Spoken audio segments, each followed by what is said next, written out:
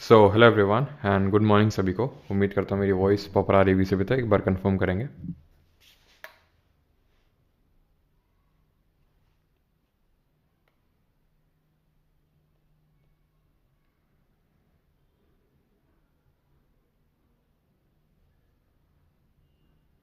करता हूँ।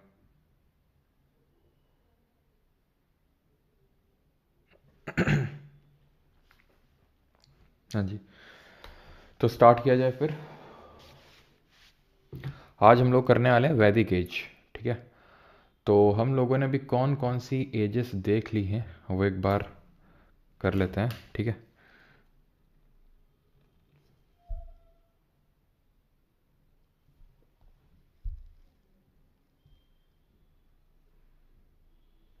चलो। एक सेकेंड।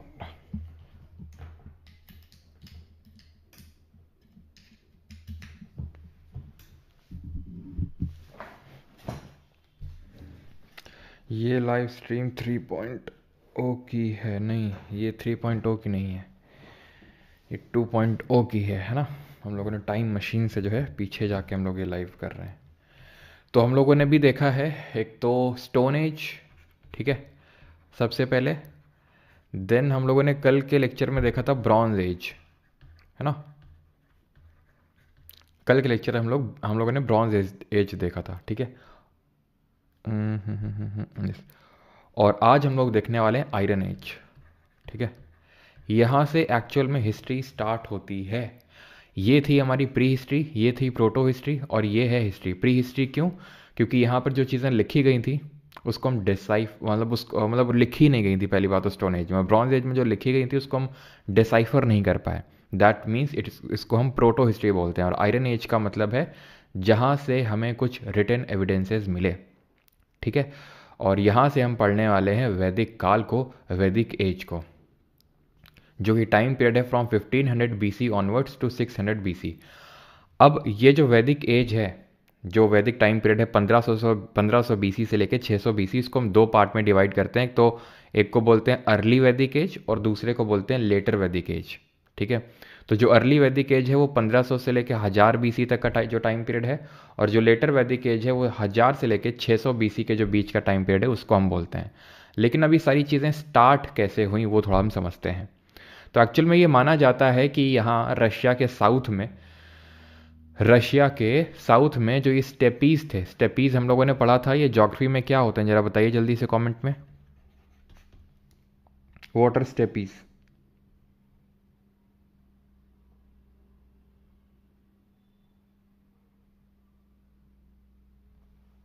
क्या वॉइस कम आ रही है क्या? ये वॉइस प्रॉपर आ रही है सभी तक। एक बार कंफर्म करेंगे, जरा बताइए जल्दी से कमेंट में। कितना तेज है वॉइस चाहिए भाई? हम्म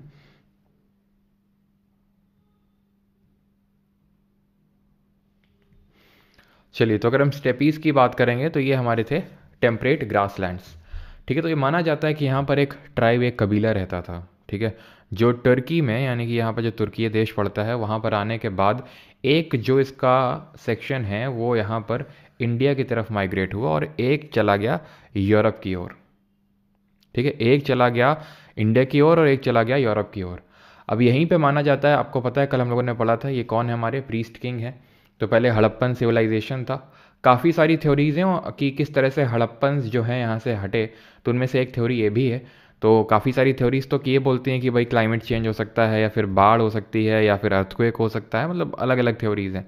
और एक थ्योरी ये भी बोलती है कि आर्यंस का इन्वेजन हुआ था इंडिया में। इनको बोला गया इंडो आर्यंस।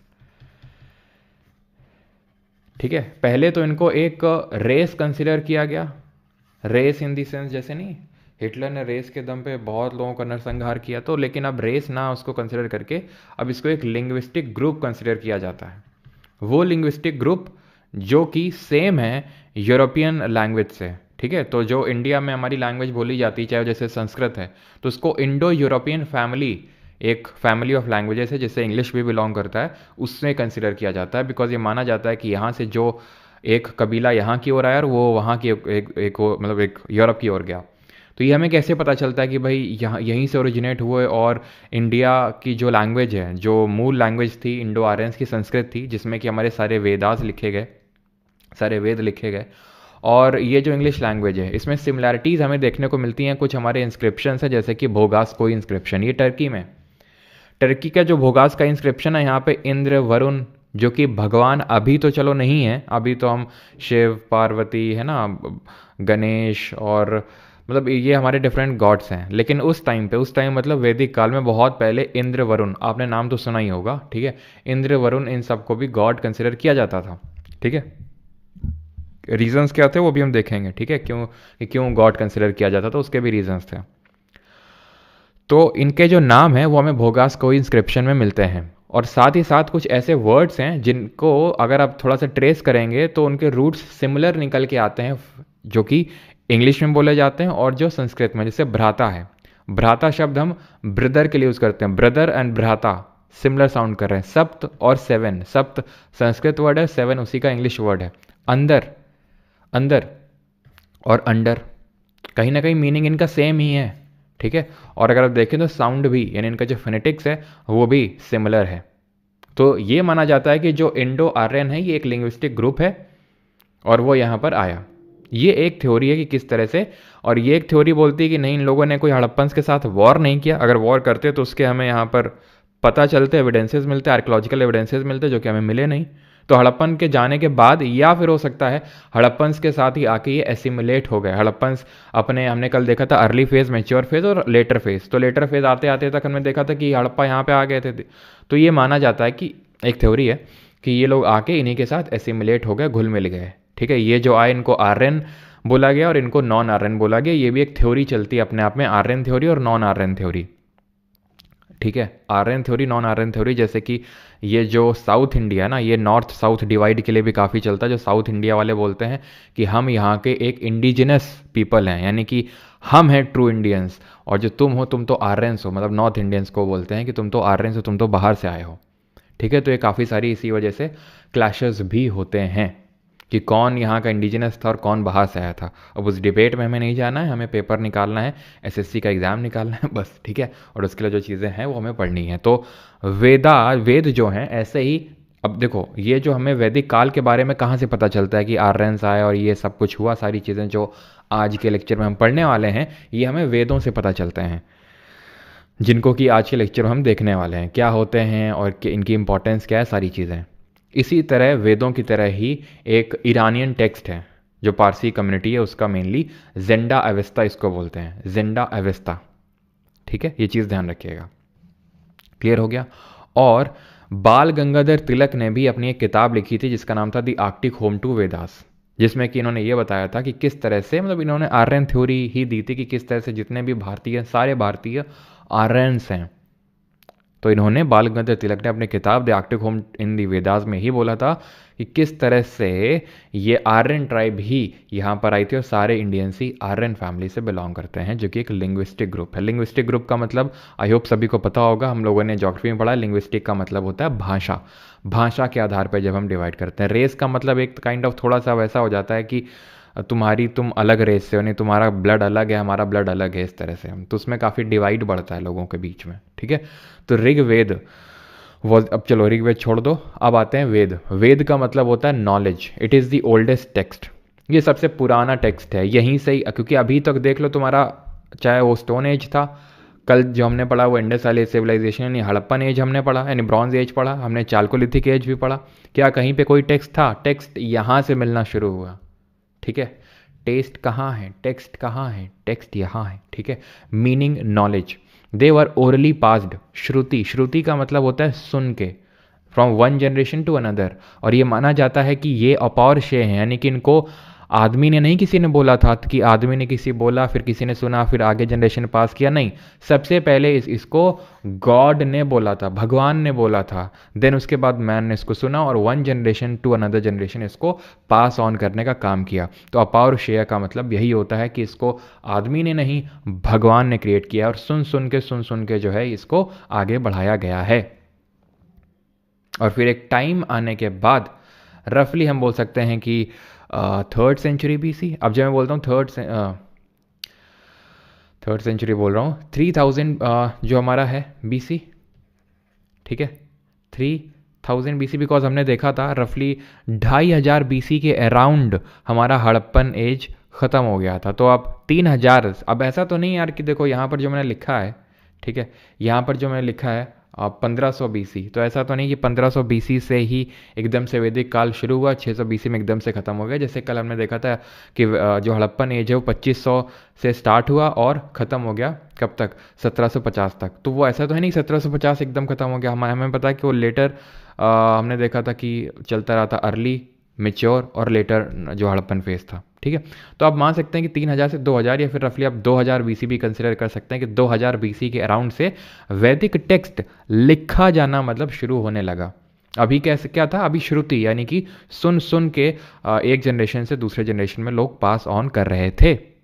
अब यहाँ पर लिखना शुरू हुआ, ठीक है। तो सबसे पहला जो वेद लिखा गया था वो ऋग्वेद लिखा गया था। एक एक बारी बारी करके हम देखेंगे। वैसे तो भले आपने हिस्ट्री पढ़ी हो ना पढ़ी हो, लेकिन आप में से मैक्सिमम लोगों को ये चीज़ पता होगी कि हमारे 4 वेद होते हैं, ऋग्वेद, सामवेद, यजुर्वेद, अथर्ववेद। नहीं भी पता है तो वो हम देखेंगे भी, ठीक। यहाँ तक क्लियर है। पेस्टोरल एस्ट्रल सब देख लेंगे भी, ठीक है, चिंता मत करो, सब कुछ अभी देखेंगे एक एक करके, लेकिन ठीक है। तो ऋग्वेद जो है they were the first to be compiled, यानी सबसे पहले ऋग्वेद को लिखा गया था।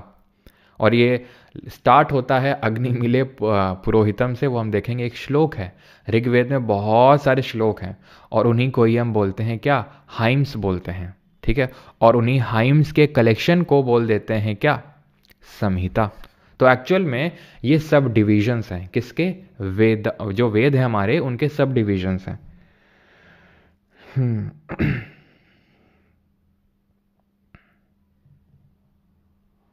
अच्छा, हिंदी वाली स्लाइड, एक सेकेंड।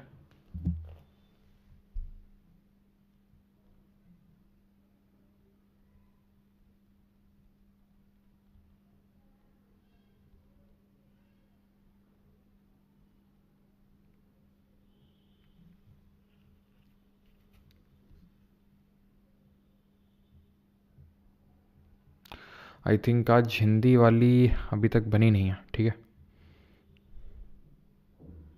कोई नहीं, आपको कोई प्रॉब्लम है इससे ज़्यादा नहीं होने वाली है। तो सब डिविजन्स की अगर बात करें तो संहिता है इसमें, यानी कि हर एक जो हमारा वेद है, तो वेद में बहुत सारे क्या हैं, एक तरह से ऐसे समझ लो श्लोक हैं जिनको हम हाइम्स बोलते हैं इंग्लिश में, ठीक है। तो वो जो हाइम्स हैं, जो श्लोक हैं, उनके कलेक्शन को संहिता बोला जाता है। हर वेद में ब्राह्मण्स दिए हुए हैं। ब्राह्मण मतलब, अब वेदों में ये लिखा हुआ है, ये बताया गया है कि किस तरह से आपको सैक्रिफाइस देनी है, सैक्रिफाइस करना है, किस तरह से रिचुअल परफॉर्म करना है, किस तरह से किसी वेद को, एक तरह से उसका प्रोसीजर क्या है बोलने का, तो वो दिया हुआ है। अरण्यका क्या है, अरण्यका उनको परफॉर्म, वो सैक्रिफाइसेस जो कि आपको एसएच फॉरेस्ट में जाके परफॉर्म करनी है, जंगल में परफॉर्म करनी है, आप कॉमन लोगों के बीच में परफॉर्म नहीं कर सकते हैं। एग्जाम्पल के तौर पे जैसे आपने देखा होगा अघोरी जो होते हैं हमारे ना, नागा साधु, तो अघोरी प्रैक्टिसेस करते हैं, वो मांस तक खाते हैं, तो वो सारी चीज़ें आप कॉमन लोगों के बीच में तो रह के कर नहीं सकते हैं। तो जो एक्सट्रीम फॉर्म ऑफ जो सैक्रिफाइसेस होती हैं, रिचुअल्स होते हैं, वो आपको जंगल में करनी होती हैं, और वो अरण्यका में लिखी हुई है, वो रिचुअल जो आपको जंगल में परफॉर्म करनी है। और हर वेद के अंत में उपनिषद दिया गया है, जो कि आपको बताता है कैसे आप भक्ति, रिचुअल नहीं, आप भक्ति मार्ग फॉलो करके, क्योंकि पहले उपनिषद नहीं थे, जब बाद में ये चीज़ सामने निकल के आई धीरे धीरे धीरे धीरे कि भाई हर कोई रिचुअल तो परफॉर्म कर नहीं सकता है, और ब्राह्मणिज्म, क्योंकि भाई रिचुअल परफॉर्म करने के लिए आपको ब्राह्मण की ज़रूरत होती थी, यानी कि आप खुद से रिचुअल परफॉर्म नहीं कर सकते हैं, आपको ब्राह्मण की ज़रूरत लगेगी, उसी को ही अब पता है ढंग से कैसे रिचुअल परफॉर्म करना है, और जब वो परफॉर्म करेगा तभी संपन्न होगा। रिचुअल सैक्रिफाइसेस आप जानते हैं आज भी होती हैं ना, कि अगर बच्चा नहीं हो रहा है तो कुछ सैक्रिफाइस कर दिया है ना, आपको पता है। काफ़ी लोग तो गांव में तो बहुत ज़्यादा होता है कि आपको अगर नौकरी चाहिए तो ये कर लो वो कर लो, तो उसी लिए पहले भी होते थे, लेकिन ब्राह्मण के बिना आज भी वही है अगर ज़्यादातर हम देखें तो, ठीक है।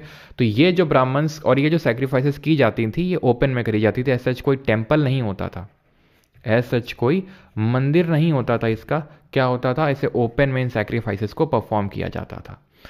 अब हुआ क्या धीरे धीरे कि भाई जो अभी हम देखेंगे कि यहीं से जन्म होता है चार जो वर्ण होते हैं, ब्राह्मण, क्षत्रिय, वैश्य, शूद्र। तो हम धीरे धीरे देखेंगे आगे चलते चलते चलते चलते क्या हुआ एक टाइम आने के बाद कि भाई जो शूद्र हैं उनको एकदम ही दरकिनार कर दिया गया और वैश्य भी धीरे धीरे दरकिनार होने लगे। तो वो इस हिंदू धर्म से ही दरकिनार होने लगे कि भाई उनको लगा कि यार कोई और धर्म क्यों ना अपनाया जाए।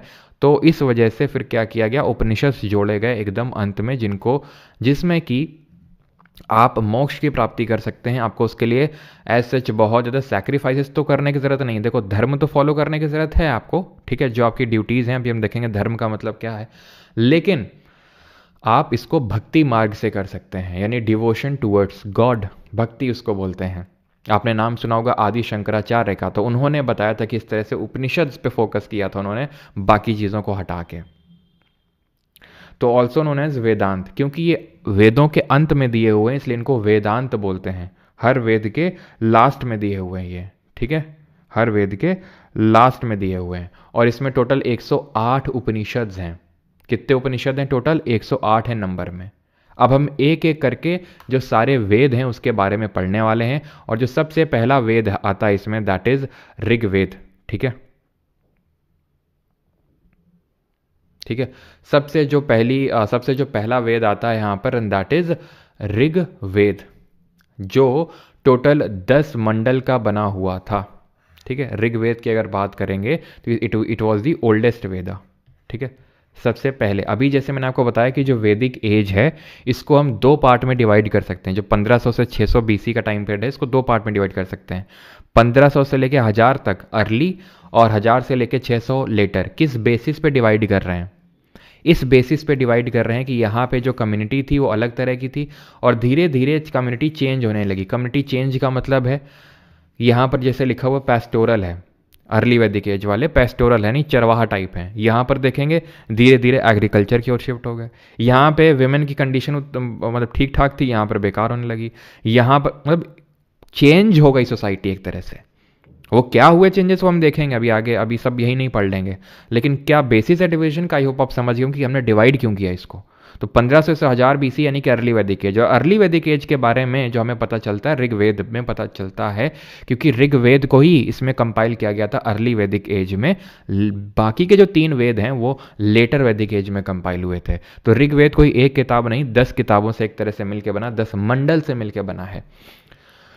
Oldest and largest collection of Sanskrit hymns. तो संस्कृत लैंग्वेज में ये वेद लिखे हुए हैं। टोटल हाइम्स कितने हैं? 1028 रटना है। वर्सेस कितनी है? 10,600। वर्सेस का मतलब जैसे कोई गाना नहीं हो, गाने होते हैं तो जैसे आजकल तो काफ़ी ज़्यादा होते हैं, राइम करते हैं, आखिरी में कुछ ना कुछ राइम करते हैं, है ना, कि ले चलो तो मुझे जमाइका बनूं तेरी जमाई तेरी माइका ऐसे ठीक है। तो ये सब क्या होते हैं? ये वर्सेस कहलाते हैं, है ना।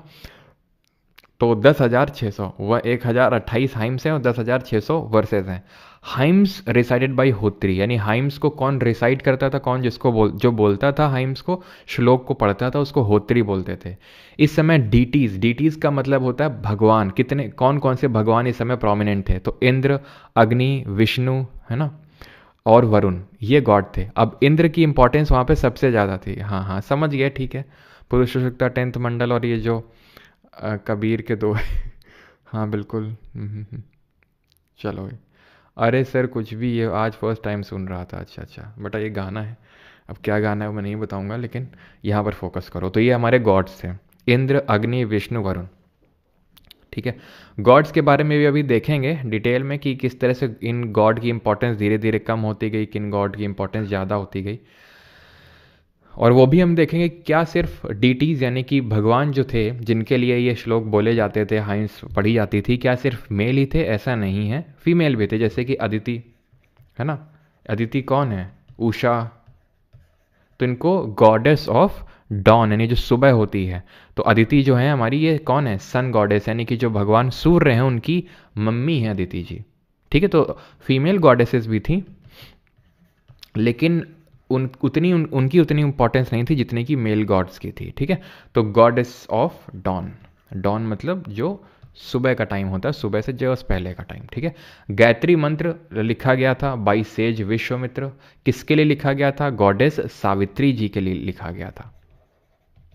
ठीक है, ये किस मंडल में है? तीसरे मंडल में। आज ही हम लोगों ने गायत्री मंत्र परफॉर्म किया था, है ना, सफ़र सेशन में। 2 से लेके जो 7 मंडल हैं इन 10 मंडलों में, 2 से लेके 7 मंडल इनको पहले लिखा गया था, और जो पहला 9वां और 10वां मंडल इनको बाद में लिखा गया था। और 10वें मंडल में लिखा हुआ है पुरुष शुक्ता के बारे में। पुरुष शुक्ता कौन है? तो पुरुष शुक्ता एक ऐसे हमारे डिवाइन फिगर हैं जिनको आप ब्रह्मा जी से कंपेयर कर सकते हैं। तो ये एक ऐसे डिवाइन फिगर है, ये माना जाता है कि जो 4 वर्ण हैं, ब्राह्मण, क्षत्रिय, वैश्य और शूद्र, वो इन्हीं से ही निकले हैं। ब्राह्मण इनके मुख से निकले हैं, क्षत्रिय इनके आम से निकले हैं, और वैश्य जो निकले हैं वो थाइज यानी जांग से निकले हैं, और शूद्र की अगर बात करें तो पैर यानी कि फीट से निकले हैं। क्लियर है? तो ब्राह्मण, क्षत्रिय, वैश्य, शूद्र किस किस किस तरह से कहाँ से निकली आपको क्लियर हो गया होगा। ठीक है। 9th मंडल में भगवान सोम के बारे में थी। तो पुरुष सूक्त आप समझ गए 10वें मंडल में, तीसरे मंडल में गायत्री मंत्र, और 9वें मंडल में भगवान सोम के बारे में दिया हुआ है। सोम क्या है? प्लैनेट नहीं, प्लांट हो गई। ठीक है, plants, God, Lord of plants. ये जो सोम है ये ये भगवान है, ठीक है, जिनको कि पौधों का भगवान माना जाता है। और इन पौधों से कुछ ऐसे स्पेशल पौधे हैं, मेनली भांग बोलते हैं उसको, ठीक है, उससे एक एनर्जी ड्रिंक बनाई जाती है। अभी सोमरस जो है, सोमरस, ठीक है, आजकल तो सोमरस जो है एनर्जी ड्रिंक कंसिडर किया जाता है। अब इसके मल्टीपल पर्पसेस थे कि अगर कोई रिसाइट कर रहा है, ठीक है, जैसे अभी आपने देखा होगा अखंड रामायण, है ना, अखंड रामायण अभी मैंने करवाई थी तो आपको पता होगा, है ना, काफ़ी लोगों को। तो अखंड रामायण बोलते वक्त क्या होता है, कुछ ना कुछ रख दिया जाता है बीच में कि भाई बोलते जाओ, अखंड रामायण पढ़ते जाओ, और पढ़ते पढ़ते थक जाओगे तो बीच बीच में लेते रहना। मतलब जैसे सौंफ वगैरह हमारे यहाँ पे सौंफ होती है और थोड़ी सी चीनी रख दी जाती है, तो वो सब लेते रहो। ठीक है, उस टाइम पे तो बहुत देर देर तक, बहुत लंबे समय तक ये बोले जाते थे। ठीक है, आज तो बहुत कम हो गया। तो भाई उसके लिए एनर्जी कहाँ से आएगी? तो सोमरस से आएगी। इसको एक एनर्जी ड्रिंक कंसिडर किया जाता है। ठीक है, जो इनको रिसाइट करता है, इन हाइम्स को रिसाइट करता है, मेनली होत्री, उनके लिए ये बनाया जाता था सोमरस, which was kind of energy drink. ठीक है, बाद में ये जो भांग होता था उसके लिए भी इसको वर्ड को इस्तेमाल किया जाता था, क्योंकि जैसे जिसको वॉर में लड़ने जाना है तो भाई ऐसे तो कोई वॉर में लड़ने जाएगा नहीं, है ना, बिना उसके कि भाई यार मैं वॉर में जाऊंगा तो मर जाऊंगा। एक बार आपने किसी को भांग चढ़ा दी उसके बाद तो फिर आराम से, है ना, मरने मारने पे उतारू हो जाता है वो। अब आते हैं Samaveda. It is the oldest book on music. अभी जैसे इन्होंने बताया गायत्री मंत्र, तो क्या होता है गायत्री मंत्र? ओम भूर्भुव स्वः तत्सवितुर्वरेण्यम भर्गो देवस्य धीमहि धियो यो न प्रचोदयात्। लेकिन ऐसे तो बोलते नहीं हम। कैसे बोलते हैं? ओम भूर्भुव स्वः तत्सवितुर्वरेण्यम भर्गो देवस्य धीमहि। तो ये पूरा क्या है? ये आपको एक लय में गाना है, म्यूजिक में गाना है। वो सामवेद से पता चलता है कि किस तरह से आपको चैंट करना है। ऐसा नहीं कि बोलना शुरू कर दिए किसी भी तरीके से। रामायण भी पढ़ी जाती है अखंड रामायण के दौरान, तो एक लय में पढ़ी जाती है, आपने देखा होगा। और जब अंत होता है रामायण का तो वहाँ पर भी कुछ ऐसे छंद होते हैं जिनको एक लय में पढ़ा जाता है। तो सामवेद जो है वो 2 उपनिषद से मिलकर बना है, छंदोग्य उपनिषद और केन उपनिषद। उपनिषद अभी बताया था क्या है, हर वेद के अंत में दिए हुए हैं, जो ये बताते हैं किस तरह से भक्ति मार्ग को फॉलो किया जा सकता है। आदि शंकराचार्य के उपनिषद के वो आते हैं, नाम मुझे याद नहीं आ रहा है अभी, तो उसमें लिखा हुआ है, हाँ, तत्व ऐसे करके कुछ नाम है, अगर किसी को याद आ रहा हो, तत्व ब्राह्मण ऐसे करके कुछ नाम है। ठीक है, तो उसमें लिखा हुआ है कि किस तरह से आपको क्या क्या चीज़ें फॉलो करनी है, किस तरह से जब आप कोई चीज़ कर रहे हैं तो कंसंट्रेशन फोकस रखना है ना, जब आप हाइम्स वगैरह पढ़ रहे हैं तो किस तरह से अपना गृहस्थ को फॉलो करना है। तो ये सारी चीज़ें हमें उपनिषद में मिलती हैं, भक्ति मार्ग को कैसे फॉलो करना है। तो सामवेद में 2 उपनिषद हैं, छंदोग्य और केन। ठीक है, वो अंडरटेकर वाला केन नहीं है ये। ठीक है, अब आते हैं यजुर्वेद में, कलेक्शन ऑफ मंत्राज, रिचुअल, यानी कि जो आप मंत्र पढ़ रहे हैं उसके रिचुअल कैसे परफॉर्म करने हैं। जैसे कि जब अखंड रामायण का एग्जांपल देता हूँ, आखिर में क्या होता है, एक हवन टाइप होता है ना, हवन परफॉर्म किया जाता है। होता है आपके यहाँ कि नहीं होता है? हमारे यहाँ तो होता है। ठीक है, तो हवन में फिर क्या होता है, पंडित जी बोलते रहते हैं स्वाहा, एक रिसाइट करेंगे, है ना, हाँ, फिर बोलेंगे लास्ट में स्वाहा, तो फिर आपको डालना होता है ना। तो ये क्या होते हैं, ये मंत्र होते हैं, मंत्र पढ़े जाते हैं। तो मंत्र जो है, रिचुअल, सैक्रिफाइस, ये सब यजुर्वेद में दिए हुए हैं कि किस तरह से आपको रिचुअल परफॉर्म करने हैं। ठीक है, हाइम्स आपके दिए हुए ऋग्वेद में, सामवेद में ओल्डेस्ट बुक ऑन म्यूजिक, किस तरह से आपको बोलने, रिसाइट करने हैं। रिसाइट करने हैं और उस टाइम पे क्या रिचुअल परफॉर्म करने, क्या सैक्रिफाइसेस आपको देनी है, वो यजुर्वेद में लिखा हुआ है। ये जो है यजुर्वेद दो सेक्शन में डिवाइडेड है, शुक्ल यजुर्वेद और कृष्ण यजुर्वेद। शुक्ल मतलब होता है वाइट और कृष्ण का मतलब होता है ब्लैक, ठीक है। इसी में ही शतपथ ब्राह्मण, तो आपसे अगर पूछ ले कि शतपथ जो ब्राह्मण है, अभी देखा था ब्राह्मण क्या है, जो हमें रिचुअल्स और सैक्रिफाइसेस के बारे में बताता है, अंडरटेकर का भाई, हाँ। तो वो आपका मेरा ब्याह हो जाए जल्दी से स्वाहा द गोट, बेटा ये हरकतों से बिल्कुल नहीं होगा। तो शुक्ल यजुर्वेद में ये शतपथ ब्राह्मण लिखा हुआ है। इंपॉर्टेंट उपनिषद कौन से हैं? बृहदरण्यका और कठ उपनिषद, ये सबसे पुराना उपनिषद है बृहदरण्यका। कठ उपनिषद में नचिकेता और यम के बीच की एक स्टोरी दी हुई है। स्टोरी मतलब कैसी? तो यम आप सभी जानते हैं, यम कौन है? गॉड ऑफ, कौन है Yama? Yamraj, god of death. तो नचिकेता एक सेज थे, जैसे कि एक हम जैसे गायत्री मंत्र की अगर बात करें तो सेज विश्वामित्र ने कंपोज किया, तो ऐसा ही एक संत थे, उनके बेटा था नचिकेता। तो वो मतलब काफ़ी लंबी स्टोरी, मैं उतने लंबे उसमें जा नहीं रहा हूँ कि वो यम इनके पास जाते हैं, यम के पास यम मिलते नहीं हैं, देर से आते हैं, तो इस तरह से फिर यम इनको सारी चीज़ें सिखाते हैं नचिकेता को। नचिकेता क्वेश्चन पूछते हैं इनसे कि डेथ के बाद क्या होता है, कैसे सारी चीज़ें होती, कैसे मोक्ष की प्राप्ति होती है। तो ये सारी चीज़ें यम नचिकेता को बताते हैं, नचिकेता दिन इसको पास ऑन करते हैं, बाकी लोगों को बताते हैं, ठीक है। तो ये स्टोरी दी हुई है कठ उपनिषद में, जो किसका पार्ट है? यजुर्वेद का। अथर्ववेद पे आते हैं, it is a Veda of magical formulae to ward off evil spirits and diseases, यानी कि जिसको हम बोल सकते हैं ब्लैक मैजिक वाला वेद, ठीक है।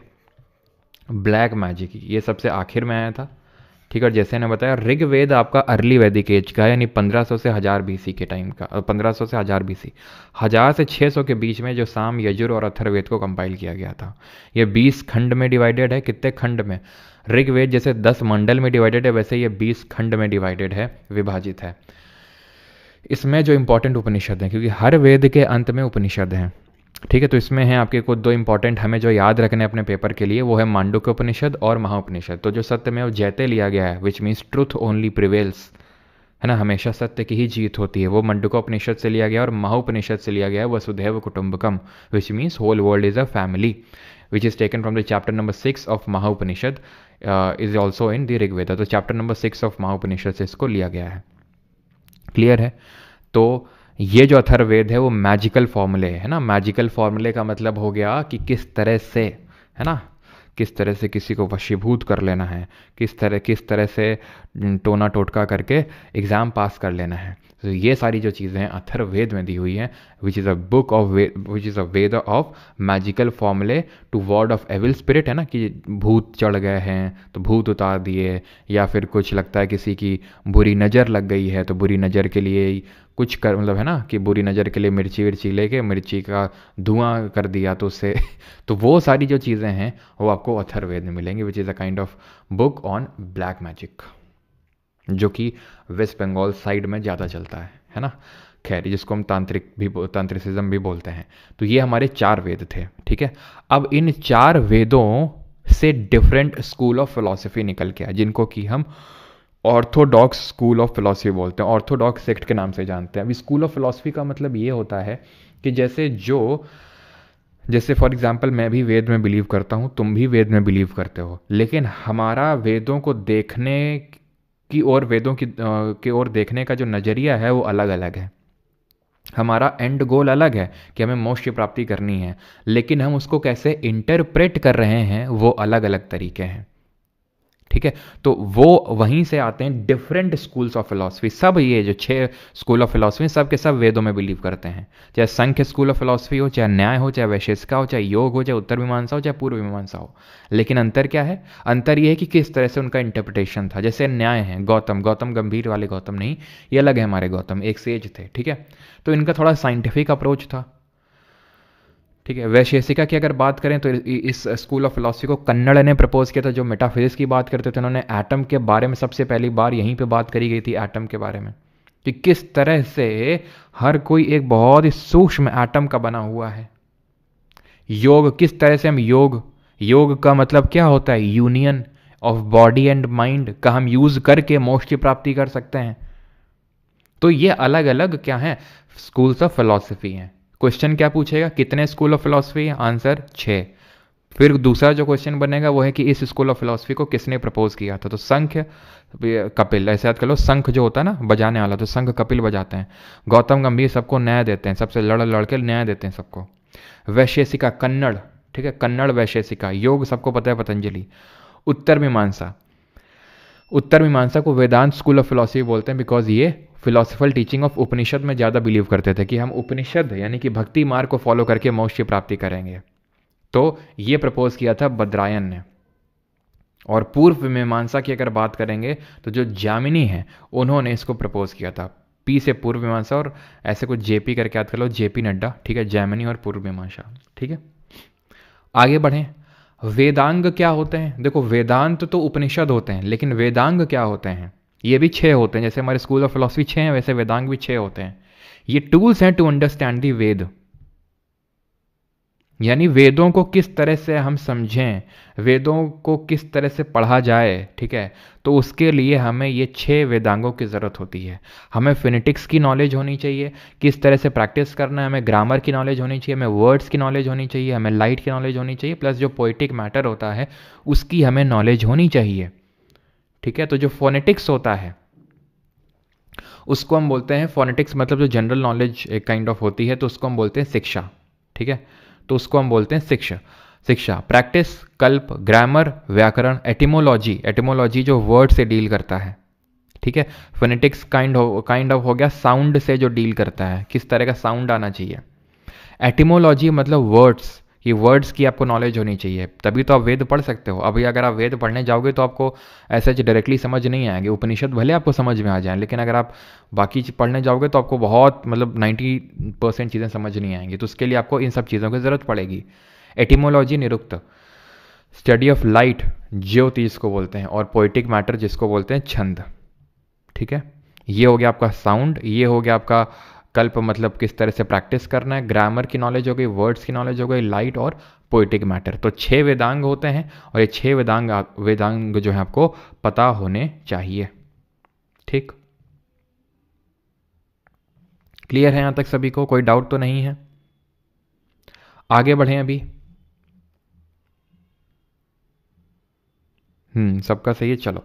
तो अभी हम आते हैं अर्ली वैदिक एज में। थोड़ा सा अब हम पढ़ते हैं कि किस तरह से जब अर्ली जो ये हमारे आए इंडो आर्यंस, तो ये क्या है कि ये सप्त सिंधु वाला जो क्षेत्र है, सप्त सिंधु वाला क्षेत्र मतलब 7 नदियों से मिलके जो क्षेत्र बना है, इसमें ये लोग सेटल हुए। पहले यहाँ पे आए और धीरे धीरे धीरे धीरे ये आगे की ओर बढ़े, ठीक है, धीरे धीरे ये आगे की ओर बढ़े। तो सप्त सिंधु की अगर बात करें तो इसमें हमारी 7 नदियाँ आती हैं, इंडस, झेलम, चेनाब, रावी, ब्यास, सतलज। सर ये तो 6 ही हुई ना? हाँ 6 हुई।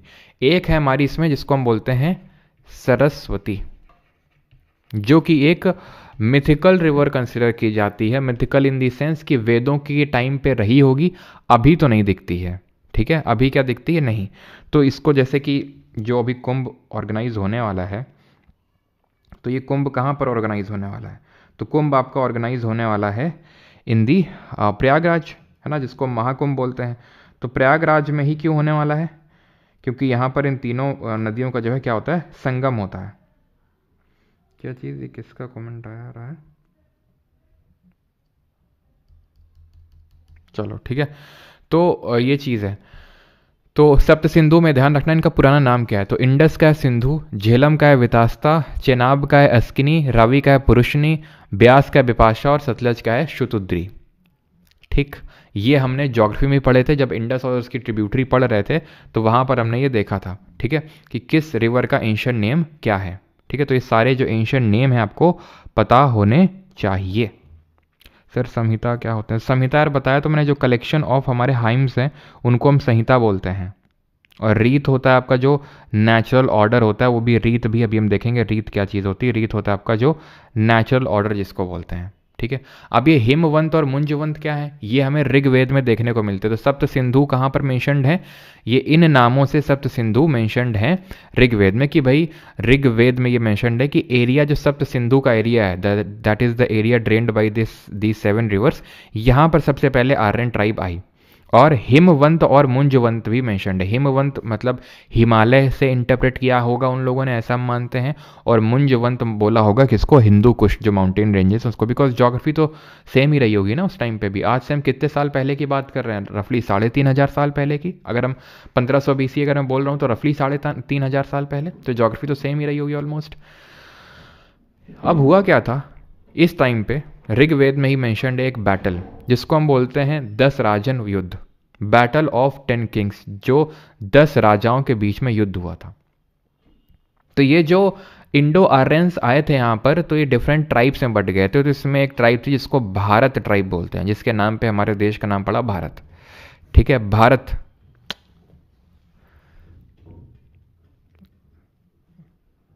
एक सेकंड रुकेंगे।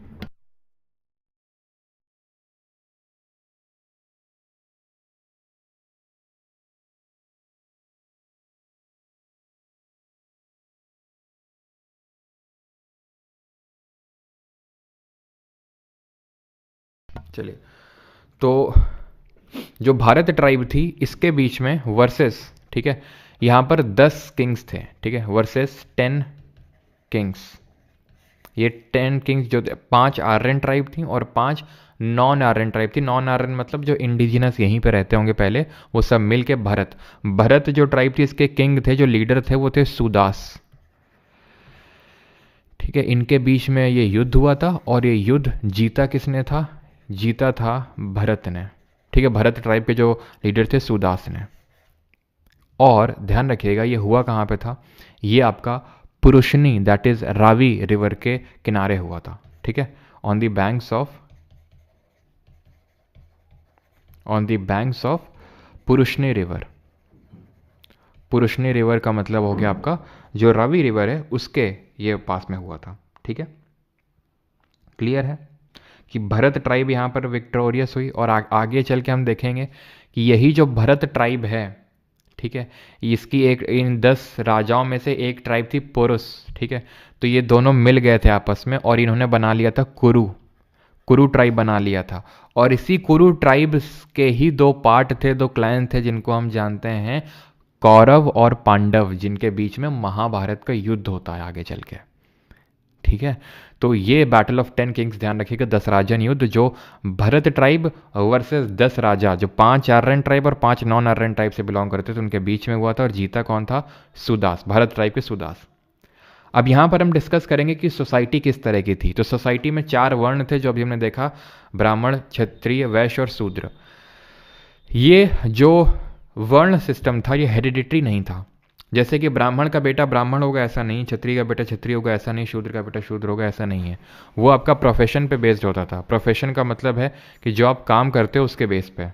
ठीक है, यानी कि अगर कोई किसी ने अगर एक तरह से क्या किया है, सैक्रिफाइस किया है, और वो जो हमारे वेद हैं उनको रिसाइट करता है, वेदों को पढ़ता है, तो उसको ब्राह्मण बोला जाएगा। ठीक है, जो वॉर में जा रहा है, जो जस्टिस सर्व कर रहा है, उसको क्षत्रिय बोला जाएगा। ठीक है, जो ट्रेड एंड प्रोफेशन में लगा हुआ उसको वैश्य बोला जाएगा। एंड जो जो हमारे मीनियल टास्क होते हैं जो कि लोअर लेवल के होते हैं वो करता है तो उसको शूद्र बोला जाएगा। तो वो प्रोफेशन के बेसिस पे था, ना कि आपके जन्म के बेसिस पे था, हेरिडिटरी बेसिस पे वो नहीं था। ठीक है, और इस टाइम के पे कोई चाइल्ड मैरिज भी नहीं थी, विडो रीमैरिज होती थी जिसको नियोग बोला जाता था। नियोग का मतलब होता है जहाँ पर अगर कोई यंग विमेन है, उसके हस्बैंड की अगर डेथ हो जाती है तो she was married to the younger brother of her husband. ठीक है, तो उसको नियोग बोला जाता है। पैट्रियार्कल सोसाइटी थी अभी तक, लेकिन उतनी ज़्यादा रिजिड नहीं थी। चाहे वो हम वर्ण सिस्टम की बात करें, रिजिड नहीं तो नहीं कि भाई ब्राह्मण का बेटा ब्राह्मण ही होगा, और बहुत ज़्यादा रिजिड का से मेरा मतलब है कि डिमार्केशन नहीं था कि शूद्र को बहुत ही ऐसे निचले दर्जे से देखा जा रहा है, ब्राह्मण को बहुत ही उच्च दर्जे से देखा जा रहा है। तो ये ऐसा रिजिडनेस या फिर डिमार्केशन अभी तक सोसाइटी में नहीं था। पैट्रियार्कल सोसाइटी थी, दैट मीन्स कि यहाँ पर ठीक है कि भाई मेल डोमिनेटेड थी, लेकिन ऐसा नहीं कि वुमेन की कंडीशन अच्छी नहीं थी। ठीक है, यहाँ पर जो काऊ थी उसको अघन्य यानी कि प्योर कंसिडर किया गया और नॉट टू बी किल्ड। अघन्य का मतलब होता है जिसको मारा नहीं जा सकता है, तो अघन्य यानी कि काऊ बहुत इंपॉर्टेंट थी, खासकर अर्ली वैदिक एज में। It was a wealth resider. ठीक है, जिसके पास ज़्यादा वेल्थ होती थी, ज़्यादा काउज होती थी, उसको बोला जाता था गौमत। गौमत मतलब इसके पास बहुत सारी गायें हैं, यानी कि he was a wealthy person. गविष्ठी गायों के लिए जो युद्ध होता था, गवित्री जो गाय दूहती थी उसको गवित्री बोला जाता था, ठीक है, जो गाय दूहती थी उसको गवित्री बोला जाता था, ठीक है। तो जो गाय है उसकी इंपॉर्टेंस बहुत ज़्यादा थी इस टाइम पे, यहाँ तक कि जब सैक्रिफाइसेस परफॉर्म किए जाते थे, रिचुअल्स किए जाते थे, तो ब्राह्मण्स को गाय दी जाती थी डोनेशन में, ठीक। अब आते हैं पॉलिटी किस तरह से थी इस टाइम पे। तो इलेक्टिव मोनार्की थी, हेरिडिटरी थी, लेकिन वो हेरिडिटरी इन द सेंस कि इलेक्टिव मोनार्की का मतलब है कि इलेक्शन टाइप होते थे, प्योरली हेरिडिटरी नहीं था कि एक जो राजा है उसी का बेटा राजा बन रहा है, इलेक्टिव मोनार्की थी, ठीक है। यानी कि यहाँ पर असेंबली हुआ करती थी, 3 तरह की असेंबली थी, सभा, समिति और विदट। सभा कम्युनिटी ऑफ फ्यू प्रिविलेज्ड, यानी कुछ लोग जो बहुत प्रिविलेज्ड हैं, ठीक है, उनकी कम्युनिटी को सभा बोला जाता था। जो कम्युनिटी ऑफ कॉमन पीपल होती थी, कॉमन पीपल यानी आम लोगों की जो कम्युनिटी होती थी, जो असेंबली होती थी, उसको समिति बोला जाता था। और जो असेंबली है रिलीजियस पर्पस के लिए होती थी, धार्मिक काम के लिए होती थी, उसको विदट बोला जाता था। रैंकिंग क्या होती थी ऑफिशियल्स की, तो जो पंडित होता था उसको पुरोहित बोला जाता था, जो आर्मी चीफ होता था उसको सेनानी बोला जाता था, और जो गांव का मुखिया होता था उसको ग्रामीणी बोला जाता था, ठीक है। कुल का मतलब होता है आपकी एक फैमिली, कुल का मतलब होता है फैमिली, जैसे कि आप हो गए, ठीक है, आपके फादर, उनके फादर, उनके फादर, ठीक है, तो ये सब क्या बना देते हैं, कुल। ऐसे कुल से एक गांव बन जाता है। आपने देखा होगा कि गांव में यूजुअली क्या होता है कि गांव में सब एक ही माना जाता है कि सबके ओरिजिन्स एक ही हैं। जैसे हमारे गांव में क्या है कि सारे मतलब इक्का दुक्का घरों को छोड़ के सारे ही परमार परमार परमार सब मतलब पूरा गांव ही है, ठीक है। तो ये माना जाता है कि ये सब सेम गोत्र से, अभी गोत्र सिस्टम क्लियरली आया नहीं है, वो लेटर वैदिक एज में थोड़ा सा ढंग से आता है, गोत्र सिस्टम उसको बोला जाता है। कि गोत्र का मतलब होता है जहाँ हमारी गाय तुम्हारी गाय मतलब सेम जगह बनती थी, तो इसका मतलब हमारा सेम गोत्र है। और सेम गोत्र में विवाह करना गलत माना जाता है। क्यों? क्योंकि अगर हमारा सेम गोत्र है यानी हम सेम गांव से हैं, तो हमारे मतलब रूट्स, हमारे एंसेस्टर सेम है, तो हम हुए क्या, भाई भाई या भाई बहन। तो इसीलिए आपने देखा होगा कि अगर गांव में, एक ही गांव में अगर कोई कपल मैरिज कर लेते थे, हमारे गांव में भी मैं गया था तो सुनने में आया कि एक कपल है, ठीक है, तो मतलब उन्होंने मैरिज कर लिया, दोनों गांव के ही हैं मतलब हमारे, तो उन्होंने लव मैरिज कर ली। तो अब जो उनके जो फादर मदर हैं तो बेचारे उनको मुंह छुपा के जाना पड़ता है, ऐसा मैंने सुना, ठीक है। तो क्यों मुंह छुपा के जाना पड़ता है? क्योंकि सोशल उनका जो है क्योंकि सोशली जो है इनका मतलब थोड़ा सा उनको शर्म आती है ना, कि देखो अपने लड़कों पे, बच्चों पे कंट्रोल नहीं कर पाए। तो मतलब ये है कि भाई वो भाई बहन ही है एक्चुअल में अगर देखा जाए तो, अगर उनके रूट्स को ट्रेस बैक किया जाए तो। इसलिए मना किया जाता है कि गांव में सेम कास्ट में मैरिज नहीं करनी चाहिए, ठीक है, और सेम गोत्र में नहीं करनी चाहिए। तो विस, जन और राष्ट्र, इस तरह से। तो कुल से बनता है ग्राम, ग्राम से बनता है विस, विस से बनता है जन, और जन से बनता है राष्ट्र, ठीक है। अब आते हैं धर्म पे, दैट इज रिलीजन पे। तो रिलीजन पे अगर बात करें, घर वालों ने रोका नहीं बेटा, घर वाले रोक नहीं पाए ऐसे, मतलब मैंने सुना है, मुझे पता नहीं कि भाई, नहीं निब्बा निब्बी नहीं यार एक्चुअल में, आई थिंक जो मैंने सुना है मुझे पता नहीं है कि भाई जो लड़का है वो यूपी पुलिस में सब इंस्पेक्टर है, और जो लड़की आई थिंक दिल्ली पुलिस में है वो। तो जब दोनों की जॉब लग गई, दोनों साथ पढ़ते, तो इस वजह से निब्बा निब्बी नहीं है चलो भाई, तो रिलीजन पे आते हैं। वैसे चलो खैर छोड़ो, रिलीजन पे आते हैं। तो रिलीजन पे ये है कि दे वर्शिप्ड नेचर, ठीक है। तो दे वर्शिप नेचर, यानी कि नेचर की वर्शिप करते थे। ऐसा जैसे ने बताया टेम्पल्स वगैरह नहीं होते थे, नो टेम्पल्स, टेम्पल्स नहीं थे, इमेज वर्शिप नहीं थी, ठीक है, इमेज वर्शिप नहीं थी। तो दे वर्शिप नेचर, इंद्र, पृथ्वी, अग्नि, सोम और वायु, ये क्या हैं? ये हमारे रिलीजन्स हैं, ये हमारे क्या हैं, मतलब ये जो गॉड कंसिडर किए जाते थे। Indra was considered as Purandar, Purandar मतलब डिस्ट्रॉयर ऑफ फॉर्ट, और बाद में चल के देखेंगे यही बन गया लॉर्ड ऑफ प्लो, ठीक है, लिखा भी हुआ यहाँ पे लॉर्ड ऑफ प्लो। प्लो मतलब हल, तो अच्छी खेती हो, है ना, और अच्छी सारी बारिश वगैरह हो, तो उसके लिए इंद्र भगवान की पूजा की जाती थी, ठीक है। पृथ्वी, सो दैट अच्छी उपज हो। अग्नि, अग्नि को एक इंटरमीडियरी कंसिडर किया जाता है ह्यूमन और गॉड के बीच में, भगवान और इंसान के बीच में एक इंटरमीडियरी कंसिडर किया जाता है। क्यों? क्योंकि जब कोई भी चीज़ को अग्नि में जलाते हो तो अग्नि के वेपर्स कहाँ पर जाते हैं? ऊपर की ओर जाते हैं, अग्नि ऊपर की ओर उठती है। हमारे एक वो कौन है, पूकी बाबा हैं, जानते हैं ना पूकी बाबा का कौन है?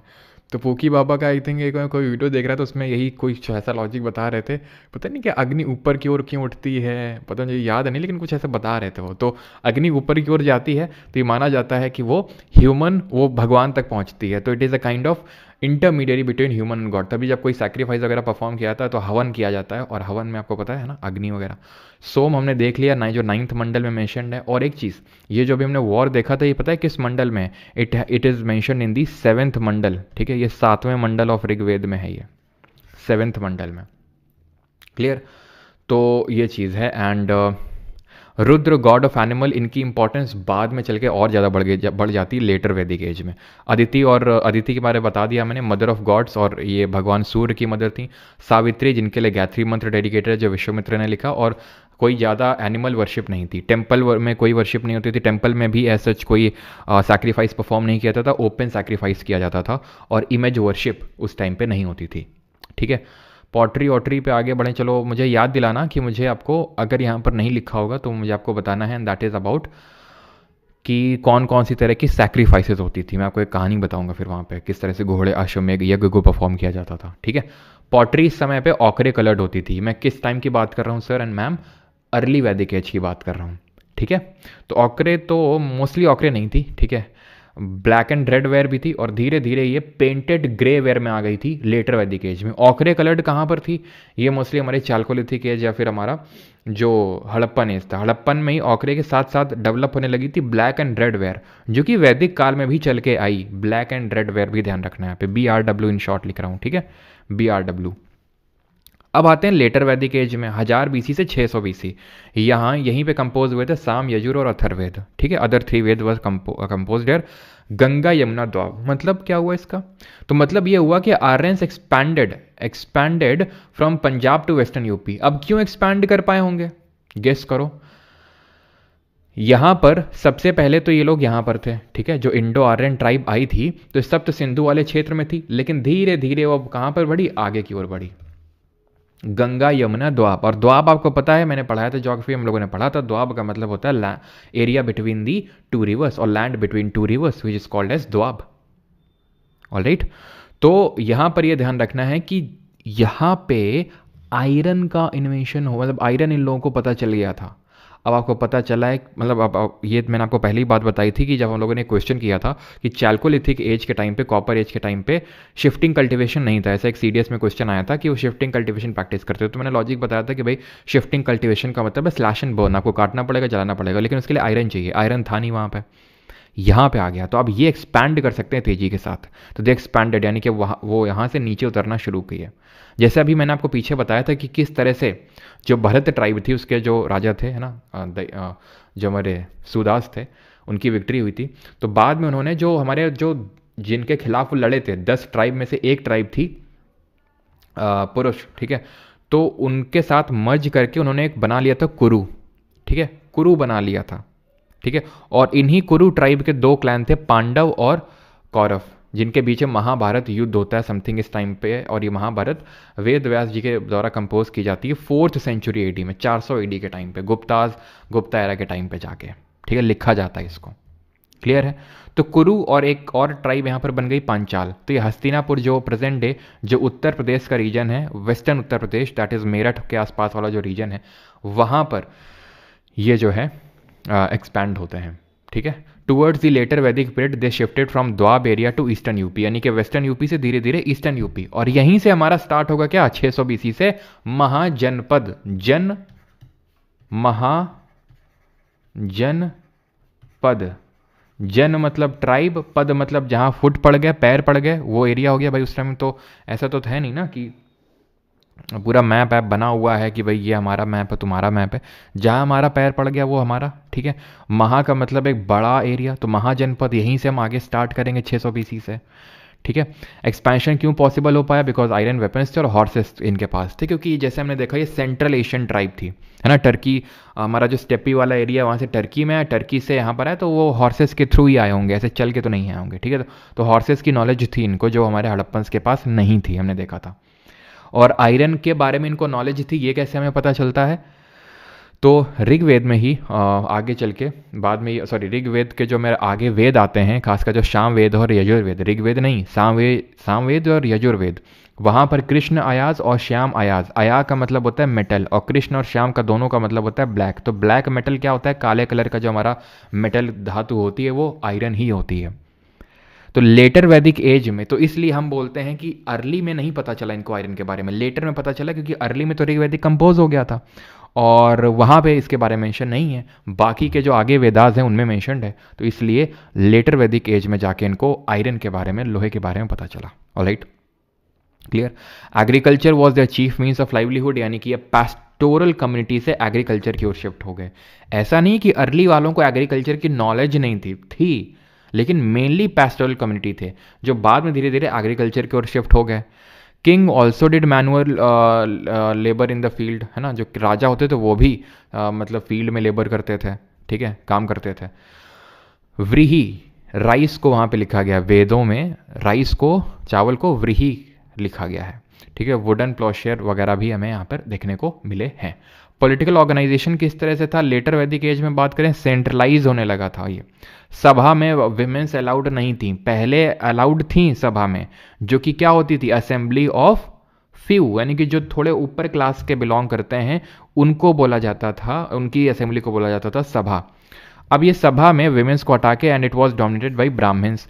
समिति, असेंबली ऑफ कॉमन पीपल अभी थी, विदट डिसअपियर्ड, खो गई है, कहाँ गई, दिखती नहीं है, ठीक है। डिसअपियर्ड गलत है स्पेलिंग, ठीक है। तो ये क्या हो गई, डिसअपियर हो गई, डिसअपियर्ड। बाली क्या होती थी उस समय, जो किंग को वॉलेंट्री ऑफरिंग देनी होती थी वो बाली होती थी। सोसाइटी की अगर बात करें, जो वर्ण सिस्टम था अब वो काफ़ी रिजिड हो गया था। ब्राह्मण, क्षत्रिय, वैश्य और जो शूद्र हैं ये अब प्रोफेशन के बेसिस पे नहीं थे जो पहले अर्ली वैदिक एज में थे। अब आप ये क्या हो गया, हेरिडिटरी बेसिस पे हो गया अभी है, और बहुत डिस्टिंक्शन हो गया, डिमार्केशन हो गया। ब्राह्मण, क्षत्रिय, वैश्य, शूद्र, ठीक है। क्षत्रिय ट्रेड नहीं करेंगे भैया, वैश्य ट्रेड करेंगे, ठीक है। क्षत्रिय क्या करेंगे, ये काइंड ऑफ वॉर वगैरह में जाएंगे और प्रोटेक्ट करेंगे लोगों को, ठीक है। ये सर्वेंट और ये जो है क्या करेंगे, जो ब्राह्मण्स हैं ये सबसे ऊपर थे ब्राह्मण्स, और इनका काम था कि सैक्रिफाइसेस परफॉर्म करनी है, रिचुअल्स करने हैं लोगों के लिए।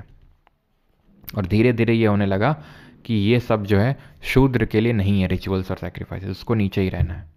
कंडीशन ऑफ वेमेन खराब होने लगी यहाँ से। गोत्र सिस्टम यहाँ पर एमर्ज हुआ, जो मैं आपको बता रहा था। गोत्र का मतलब होता है कि गायें कहाँ बनती थी आपकी, ठीक है। अगर सेम गोत्र है हमारा तो मतलब हमारी गाय सेम जगह में बनती थी, ठीक है। तो इसलिए सेम गोत्र मैरिज नहीं करना चाहिए। ये क्या है, ये आपके फेजेस ऑफ लाइफ हैं, ठीक है। इनको आश्रम बोलते हैं, ठीक है। तो ये हमारे 4 फेजेस ऑफ लाइफ होते हैं, ध्यान रखिएगा अच्छे से। 4 फेजेस ऑफ लाइफ होते हैं जो कि हैं ब्रह्मचर्य, गृहस्थ, वनप्रस्थ और संन्यास। ब्रह्मचर्य का मतलब होता है जो आपका फर्स्ट फेज ऑफ लाइफ होता है। फर्स्ट फेज ऑफ लाइफ में आपको क्या करना होता है, आपको जो है वर्ल्डली प्लेजर से दूर होके अपनी पढ़ाई लिखाई पे फोकस करना होता है, ठीक है। गृहस्थ होता है, यानी कि गृहस्थ ये आप समझ सकते हो कि एज 0 to till 25, ये होता है गृहस्थ। आपका सेकंड फेज ऑफ लाइफ होता है आपका, जो 25 से लेके 50 साल, आप तभी, है ना, जैसे 25 से ऊपर एज होती है शादी का प्रेशर बनने लगता है घर वालों की तरफ से, है ना, कि शादी करो शादी करो, है ना। वनप्रस्थ, जब आप गृहस्थ जीवन जी चुके होते हैं तो उसके बाद आप वन की ओर जाते हैं। 50 साल के ऊपर जब आप हो जाते हैं, इसको थर्ड फेज ऑफ लाइफ बोला जाता है। और उसके बाद आप संन्यास ले लेते हैं, यानी कि आप अब मोक्ष की प्राप्ति में चले गए हैं। अब आप सीधे इसके बाद डेथ में एंटर कर गए हैं, ठीक है। तो ये 4 आश्रम आपको ध्यान रखना है जो हमारे 4 फेजेस ऑफ लाइफ होते हैं। क्लियर है। फिर उपनिषद क्या होते हैं बताया था, उपनिषद वेदांत होते हैं, वेदों के अंत में जो काइंड ऑफ फिलोसफिकल डिस्कशंस हैं। सर यवा आपका जौ को बोला जाता है, जैसे यहाँ पर व्रीहि है राइस के लिए, तो यव वर्ड यूज़ किया जाता है। जव, जो जौ नहीं होती जिसको बारले बोलते हैं हिंदी में, ठीक है। तो जौ नोट कर लो या बारले,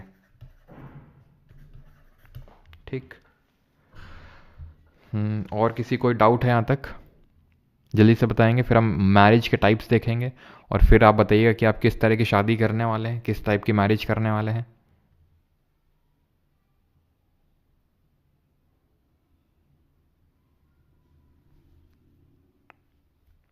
जबाला उपनिषद यजुर्वेद का है, जबाला उपनिषद, ठीक है। ये आपके जो 4 आश्रम हैं उसके बारे में बताता है। जो मैंने 4 आश्रम नहीं बताए हैं, जो 4 आश्रम्स होते हैं हमारे, ठीक है, ये आपके जो जबाला उपनिषद है उसमें मेंशन्ड है। मैं हिंदी में लिख देता हूँ, जबाला उपनिषद किसका पार्ट है ये जबाला उपनिषद? ये आपका यजुर्वेद, ठीक है। और यजुर्वेद में भी शुक्ल यजुर्वेद है ना, 2 पढ़ाए थे, शुक्ल वाइट और कृष्ण आपका ब्लैक, ठीक। चलिए तो अब आगे बढ़ते हैं और देखते हैं डिफरेंट टाइप्स की मैरिज कौन कौन सी होती थी। तो जो लड़का हायर कास्ट का है, लड़की लेकिन लोअर कास्ट की, उसको अनुलोम विवाह बोला जाता था। और जो अगर गर्ल हायर कास्ट की है और बॉय अगर लोअर कास्ट का, प्रतिलोम विवाह। तो अनुलोम विवाह तो अलाउड था लेकिन प्रतिलोम विवाह अलाउड नहीं था। 8 टाइप की मैरिज देख सकते हैं, बहुत ज़्यादा रटने की ज़रूरत नहीं, लेकिन थोड़ा देख लो। जैसे गंधर्व विवाह, लव मैरिज को गंधर्व विवाह बोलते हैं, ठीक है। और असुर विवाह बोलते हैं अगर आपने, जैसे मैरिज बाई परचेज का मतलब लड़की को परचेज करके, ठीक है, उसको असुर विवाह। मैरिज बाई अबडक्शन, ठीक है, किसी को किडनैप करके ऐसा टाइप, उसको राक्षस विवाह बोलते हैं, ठीक है। तो ये सारी चीज़ें हैं। ये जो पैशस विवाह जो होता है कि भाई गर्ल जो है अपने सेंसेस में नहीं है। अर्श विवाह टेकन मतलब token bride, taken bride price of a cow and bull were given, ठीक है। तो मतलब ब्राइड वगैरह है ना, ये ब्राइड जो मतलब काऊ के बदले, काऊ और बुल के विवाह, मतलब उसके बदले में अगर मैरिज की गई है, मतलब एक काइंड ऑफ जो दहेज में काऊ और बुल अगर दिया गया है। Father donated his daughter to priest as dakshina, ठीक है। प्रीस्ट यानी कि किसी पुरोहित को अपनी लड़की दे दी, ठीक है, उसको दैव विवाह बोलते हैं, ठीक। आगे बढ़ते हैं। और गॉड्स खत्म हो गया हमारा कि गॉड्स जो हैं, अब हमने देखा था कि गॉड्स कौन थे हमारे, इंद्र वरुण ये सब जो हैं धीरे धीरे अपनी इंपॉर्टेंस खोने लगे। और रुद्र जैसे जो गॉड ऑफ एनिमल है उनकी इंपॉर्टेंस बढ़ गई, क्योंकि हमें पता है कि अब एग्रीकल्चर की इंपॉर्टेंस बढ़ गई, तो इसलिए जो हमारे गॉड ऑफ एनिमल हैं रुद्र, उनकी इंपॉर्टेंस बढ़ गई। पोट्री जैसे मैंने बताया आपको, ग्रे लेटर वैदिक एज आते आते तक ग्रे कलर्ड पॉटरी जो है डोमिनेंट हो गई, ठीक है। ब्लैक एंड रेड वेयर थी हमारी किस में, OCP से ट्रांसफॉर्मेशन हुआ था BRW में, हड़प्पा में, और BRW से आपकी ग्रे कलर्ड पॉटरी में या फिर पेंटेड ग्रे वेयर जिसको हम PGW बोलते हैं, उसमें ट्रांजिशन हुआ लेटर वैदिक एज में, ठीक है। बाकी तो वन लाइनर्स आप खुद से पढ़ सकते हैं, ठीक है। लैंग्वेज क्या थी आर्यंस की, संस्कृत थी। धर्मसूत्र, तो धर्मसूत्र में लिखा होता था कि किस तरह से रूलर को क्या क्या करना है, प्लस साथ ही साथ क्या क्या चीज़ें आपको परफॉर्म करनी है। जब आप गृहस्थ जीवन जी रहे हैं तो आप अपनी फैमिली की जो ड्यूटीज़ है उनको निभाइए, ठीक है। वो कौन कौन सी ड्यूटीज़ आपको परफॉर्म करनी है। जब आप ब्रह्मचर्य हैं तो क्या क्या आपको करना है, तो वो धर्म उसको बोला जाता है। एज पर Rigveda the river goddess was Sindhu, ठीक है। हाइम वगैरह हम पढ़ चुके हैं, चलो। और ये चीज़ थोड़ा सा फैक्ट ध्यान रखना, ये वन लाइनर टाइप है। और अपर की मतलब 30 ऋग्वेद मैन्युस्क्रिप्ट फ्रॉम 1800 से लेके जो 1500 BC के जो हमारे मैन्युस्क्रिप्ट्स हैं उनको इंक्लूड किया गया है यूनेस्को की memory of the world register 2007 में। A person's Vedic approach and his relationship with society are determined by 4 goals in life: अर्थ, मोक्ष, धर्म और काम, ठीक है। तो एक वैदिक अप्रोच को इन 4 गोल्स जो लाइफ में हमारे होने चाहिए: अर्थ, मोक्ष, धर्म और काम, है ना। कि आपके लाइफ में कुछ अर्थ होना चाहिए, मीनिंग होना चाहिए, ऐसा नहीं कि जिए जा रहे हैं, ठीक है। इसको बहुत ही अच्छे से जो आदि शंकराचार्य का जो तत्वबोध जो किताब है उसमें बड़े अच्छे से एक्सप्लेन किया गया है इसको, कि भाई उसमें मतलब एक, अब वो शायद मुझे एग्जैक्टली तो याद नहीं क्योंकि आदि शंकराचार्य की ही है, लेकिन उसका इंटरप्रिटेशन ये सेंट्रल चिन्मय मिशन ट्रस्ट करके है कोई, उसने किया है। पता नहीं, मुझे एग्जैक्टली नहीं पता यार कि वो, क्योंकि उस टाइम पे फुटबॉल तो होती नहीं थी, लेकिन इसमें फुटबॉल के थ्रू इंटरप्रिटेशन दिया गया था तत्वबोध में, कि किस तरह से अगर आप मतलब फुटबॉल को लिए हुए हो, है ना, गोल नहीं कर रहे हो, तो मतलब आपका कोई गोल नहीं है काइंड ऑफ, मतलब आप किस लिए फुटबॉल को ड्रिबल कर रहे हो, ठीक है। आपका काम है ड्रिबल करना फुटबॉल को, लेकिन क्यों कर रहे हो फुटबॉल को ड्रिबल, वो आपको पता होना चाहिए। तो मतलब आप क्यों जी रहे हो, क्यों आप ये सारी चीज़ें परफॉर्म कर रहे हो, क्यों ड्यूटीज़ परफॉर्म कर रहे हो, उसका कोई गोल होना चाहिए, आपको पता होना चाहिए क्यों कर रहे हो। तो वो सारी चीज़ें जो है अर्थ में हमें बताई गई हैं, ठीक है। किस तरह से मोक्ष की प्राप्ति होगी। धर्म यानी हमारे क्या हमें चीज़ें फॉलो करनी है, वो धर्म में लिखा हुआ है, ठीक है। बाकी तो आप देख सकते हैं, है ना। टर्म दैट डिनोट्स रिचुअल को कल्प बोला गया है। और व्यास जी ने पुराण जो हैं ये मैंने अभी नहीं पढ़ा है, क्योंकि पुराण गुप्ता टाइम जो हमारा गुप्ता एरा है वहाँ पर जाके कंपाइल होते हैं पुराण, अभी नहीं कंपाइल होते हैं, ठीक है। चलिए तो हमारा लेक्चर होता है ख़त्म, और अभी हम करेंगे इस पर्टिकुलर टॉपिक पे बेस्ड जो हमारे क्वेश्चंस हैं। चलो पहला क्वेश्चन करेंगे कि जो हमारा 10 राजन युद्ध है ये कब, मतलब किस रिवर के बैंक्स पे हुआ था?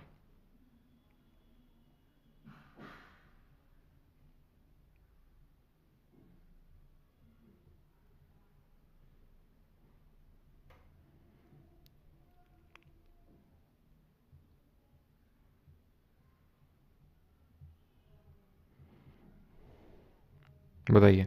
तो as the at the banks of which of the following rivers was battle of 10 kings, यानी 10 राजन, ये जो युद्ध है वो किस रिवर के बैंक्स पे हुआ था? सरस्वती, दृषटवती, पुरुषनी, ठीक है, जो रावी रिवर है हमारी, पुरुषनी है ना। शतुद्री कौन सी है? जो सतलज है उसको शतुद्री बोलते हैं।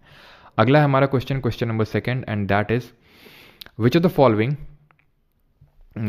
Statement about Rig Veda is not correct? Fifth Veda भाई हम नाट्य शास्त्र को बोलते हैं, ठीक है, 4 वेद ही में पढ़ने हैं, वो स्टैटिक जीके में पढ़ेंगे fifth Veda. Sir is there coinage system available और इट वाज अ बार्टर? तो ये बार्टर ही था, मैं आपको बता दूं यहाँ पर कोई कॉइन्स वगैरह एज सच नहीं मिले हैं, ठीक है। यहाँ पर ध्यान रखना, जो ट्रेड होता था, यहाँ पर लिख देता हूँ, ठीक है, no coinage system, no coinage system, यहाँ पर अभी सिर्फ बार्टर सिस्टम के थ्रू ही एक्सचेंज होता था, ठीक है, जो भी गुड्स, जो मैंने आपको कल एक्सप्लेन किया था, बार्टर सिस्टम, ठीक है। हिमानी खान जी, ओके सर, आप सैक्रिफाइस के बारे में बताने वाले थे। हाँ, तो मैं बता देता हूँ, डिफरेंट टाइप के जो सैक्रिफाइस परफॉर्म किए जाते थे राजा के द्वारा, वो होते थे जैसे राजसूया, ठीक है, राजसूया, अश्वमेघ, ठीक है, अश्वमेध, अश्वमेध यज्ञ होता था, ठीक है। इस राजसूया सैक्रिफाइस के अंतर्गत अश्वमेध सैक्रिफाइस या फिर यह अश्वमेध यज्ञ परफॉर्म किया जाता था। इसके तहत ये किया जाता था कि जो भी राजा होता था और उसका जो सबसे पसंदीदा घोड़ा होता था, उसको क्या किया जाता था, उसको रिचुअल्स वगैरह करके छोड़ा जाता था। कहाँ पर? टेरिटरी में। अब वो टेरिटरी में जहाँ जहाँ जाएगा, और उसके जो कुछ राजा के मतलब जो गुप्त हैं,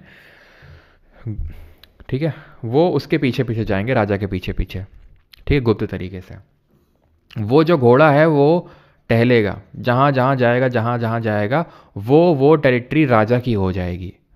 और अगर उस घोड़े को किसी ने रोक लिया, मान लेते इन्होंने रोक लिया, ठीक है, तो फिर इस पर्टिकुलर जिसने रोका है उसको इस राजा से युद्ध करना पड़ेगा जिसने कि इस घोड़े को छोड़ा है, ठीक है।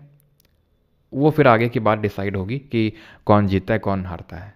लेकिन जब तक कोई नहीं रोकता था, ठीक है, और वो जब घोड़ा लौट के वापस आता था, ठीक है, उस टेरिटरी में, तो जितनी टेरिटरी में वो घूमा है वो टेरिटरी इन राजा की हो गई। और ऐसा नहीं कि घोड़ा प्रिय था, रहा हो तुम इतनी टेरिटरी में, ना ना ना, आए हो बेटा आ जाओ, साइड में आके इसको काट डालते थे। किसको? घोड़े को। घोड़े की अश्वमेघ यज्ञ, यानी कि अश्व यानी कि घोड़े, घोड़े की बलि दे दी जाती थी यहाँ पे। क्यों दे दी जाती थी? उसके पीछे का लॉजिक ये था कि घोड़ा जो जो टेरिटरी लेके आया है, अब राजा ही उसको काटता था, राजा काटेगा और सीधे घोड़े से राजा में वो ट्रांसफर हो जाएगी, मतलब सीधे जीपीएस सिस्टम लगा हुआ था, खड़ाक से इधर से खटाक से राजा के पास तुरंत आ गया है। ये घोड़ा है बेचारा, एक तो टेरिटरी में घूमा इतने टाइम तक, ऊपर से काट डाला। क्यों काट डाला? क्योंकि सीधा ट्रांसफर होगा, ये लॉजिक था। तो ये अश्वमेघ यज्ञ भी परफॉर्म किए जाते थे, जो कि हमें थ्योरी ऑफ डिवाइनशिप बताता है कि किस तरह से जो राजा है वो अपनी डिविनिटी को दर्शाता था, ठीक है, कि वो कितना डिवाइन है। Which of the following statement about Rigveda is not correct? Deities were worshipped through prayer and sacrificial rituals. The gods who are presented as powerful, who could be made to intervene in the world of men by the performance of sacrifices. The gods were supposed to partake of the offerings as they were consumed by the fire. The sacrifices were performed in the temples. तो कौन सा गलत है? तो हमारा option number D गलत हो जाएगा। ये CDS 2014 में पूछा गया, बिकॉज सैक्रिफाइसेस को यहाँ ओपन में परफॉर्म, मतलब टेम्पल में परफॉर्म ना करके कहाँ परफॉर्म किया जाता था? ओपन में, ठीक है। वो बैच में है, सफ़र सेशन में, ठीक है। The early Aryans who were essentially pastoral did not develop any political structure which could measure up to a state in either ancient or modern sense. The kingship, जिसकी भी मैं बात कर रहा था, the kingship was the same as tribal chiefship. The term राजन किसके लिए use किया जाता था? राजा के लिए, है ना। Being used for tribal chief who was primarily a military leader and who ruled over his people and not over any specified area. ठीक है, तो पीपल के ऊपर रूल था, स्पेसिफाइड एरिया के ऊपर नहीं। तो यहाँ पर क्या होगा? तो the early Aryans who were essentially pastoral did not develop any political structure which could measure up to a state in either ancient or modern sense। तो ये बात सही है कि अभी हम देखेंगे धीरे धीरे वो जनपद में ट्रांसफर होता है, देन महाजनपद बनता है बाद में आके, लेकिन अर्ली आर्यंस पैस्टोरल कम्युनिटी ही थे वो, ठीक है, और ऐसा कोई पॉलिटिकल स्ट्रक्चर नहीं था उनका। तो पहला सही है, दूसरा भी सही है, ठीक है। और यहाँ पे क्या लिखा है? Both the statement are individually true and it is the correct explanation. तो the early Aryans who were essentially pastoral did not develop any political structure which could measure up to a state. और इसका explanation क्या है? Kingship was the same as the tribal chiefship. The term rajan being used for tribal chief was primarily a military leader and who ruled over his people and not विस। बिल्कुल, तो यहाँ पर option number ए सही answer हो जाएगा, दोनों सही हैं and it is the correct explanation of statement 1। Which of the following characteristics describes the nature of religion according to the Rigved? Rigvedic religion can be described as naturalistic polytheism। polytheism का मतलब होता है worshipping multiple gods, जो कि होता था इंद्र, वरुण, अग्नि, ये सब की, ठीक है। वरुण कौन होते थे? गॉड ऑफ वाटर, जैसे अग्नि गॉड ऑफ फायर, तो वैसे वरुण गॉड ऑफ वाटर। तो पहला सही होगा। There are striking similarities between the Rigvedic religion and the ideas of Iranian Avesta, ये भी हमने देखा था, सही है, ठीक है। जो जेंडा अवेस्ता था उसके बीच में हमें काफ़ी सिमिलरिटीज़ देखने को मिली, जिससे हमें पता चला कि हाँ ये सेम ही लोग हुआ करते होंगे। Vedic sacrifices were conducted in the house of the priest who was called as yajman, ठीक है। तो हाउस ऑफ प्रीस्ट में या फिर ये ओपन में परफॉर्म होती थी, या तो प्रीस्ट के पुरोहित के घर में या फिर ओपन में सेक्रीफाइसेज परफॉर्म होती थी, टेम्पल में नहीं होती थी। लेकिन Vedic sacrifices were of two kind, those conducted by the householder and those that required ritual specialists, ठीक है। तो यहाँ पे 1 2 3 तो होगा, एक सेकेंड द ऋग्वैदिक यजमान वाली बात तो सही है। आई थिंक यहाँ पर तीसरा वाला गलत होना चाहिए, ठीक है, मेरे हिसाब से, बिकॉज 1 2 3 4 एक सेकेंड द वैदिक sacrifices conducted in the house of the priest. वैदिक सेक्रीफाइस, एक सेकेंड, वैदिक यज्ञ पुरोहित के जिसे यजमान कहा जाता था घर में किए जाते थे, घर में तो यार नहीं किए थे, ठीक है। यजमान, ये बात तो सही है, यजमान बोलते थे, ठीक है, लेकिन हाउस ये वाला गलत होगा, ठीक है। तीसरा वाला आपका गलत होगा, जिसकी वजह से 1 2 4 को चेक करते हैं। Vedic sacrifices were of two kind, those conducted by the householder and those that required ritual specialist, सही है, ठीक है। तो 1 2 एंड 4 ऑप्शन नंबर डी यहाँ पर सही आंसर होगा, ठीक है। बढ़िया क्वेश्चन है ये। तो यहाँ पर ध्यान रखना कि it were those sacrifices were conducted in the open, not in the house या फिर टेम्पल में नहीं होती थी, ठीक है। 10वें मंडल में of Rigveda which of the following hymns reflects upon the marriage ceremony? Surya Sukta, Purusha Sukta, दान स्तुतिज या फिर उर्न स्तुतिज, बताइए।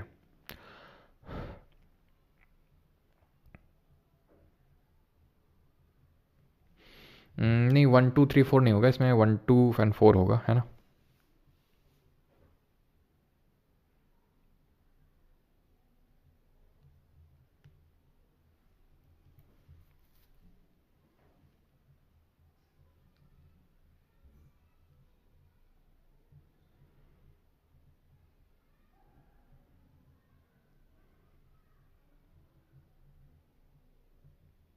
चलो, तो यहाँ पर ये क्वेश्चन क्या पूछा गया है आपका, in the 10th Mandala of the Rigveda which are the following hymns? तो भाई पुरुष शुक्ता तो होगी नहीं, ठीक है, पुरुष शुक्ता तो होगी नहीं, क्योंकि ये तो आपका सॉरी एक सेकेंड पुरुष शुक्ता ही तो होना चाहिए, क्योंकि इसमें पूछा गया है which are the following hymns reflect upon the marriage ceremonies, तो इसलिए पुरुष शुक्ता ही होगा, ठीक है। ऑप्शन नंबर बी ही इसका आंसर होगा, क्योंकि इसी में लिखा हुआ है किस तरह से जो हम लोगों ने डिफरेंट टाइप के विवाह देखे हैं कि अनुलोम विवाह तो हो सकता है, यानी कि हायर वर्ण का जो मेल है वो लोअर वर्ण की फीमेल से मैरिज कर सकता है, लेकिन वाइसे वर्षा ट्रू नहीं होगा, ठीक है। तो 10th मंडल का जो पुरुष शुक्ता है हाइम उसी में दिया हुआ है, बिकॉज 10th मंडल में तो आपका पुरुष शुक्ता ही दिया हुआ है, यस, ठीक है। अब आते हैं हम लोग एसएससी के क्वेश्चंस करते हैं। Which of the following is the oldest text of ancient India? सबसे पुराना टेक्स्ट कौन सा होगा इसमें? तो ये होगा हमारा ऋग्वेद। ये अर्थशास्त्र तो ये मौर्य टाइम पे आता है, ठीक है, मनुस्मृति भी आगे चल के आती, अभी नहीं। The oldest Veda is the Rigveda, compose about how many years ago. तो ऋग्वेद कितने साल पहले इसको कंपोज किया गया होगा? तो ऋग्वेद को कंपोज किया गया था 2000, 3500, 5000 या फिर 2500 साल पहले।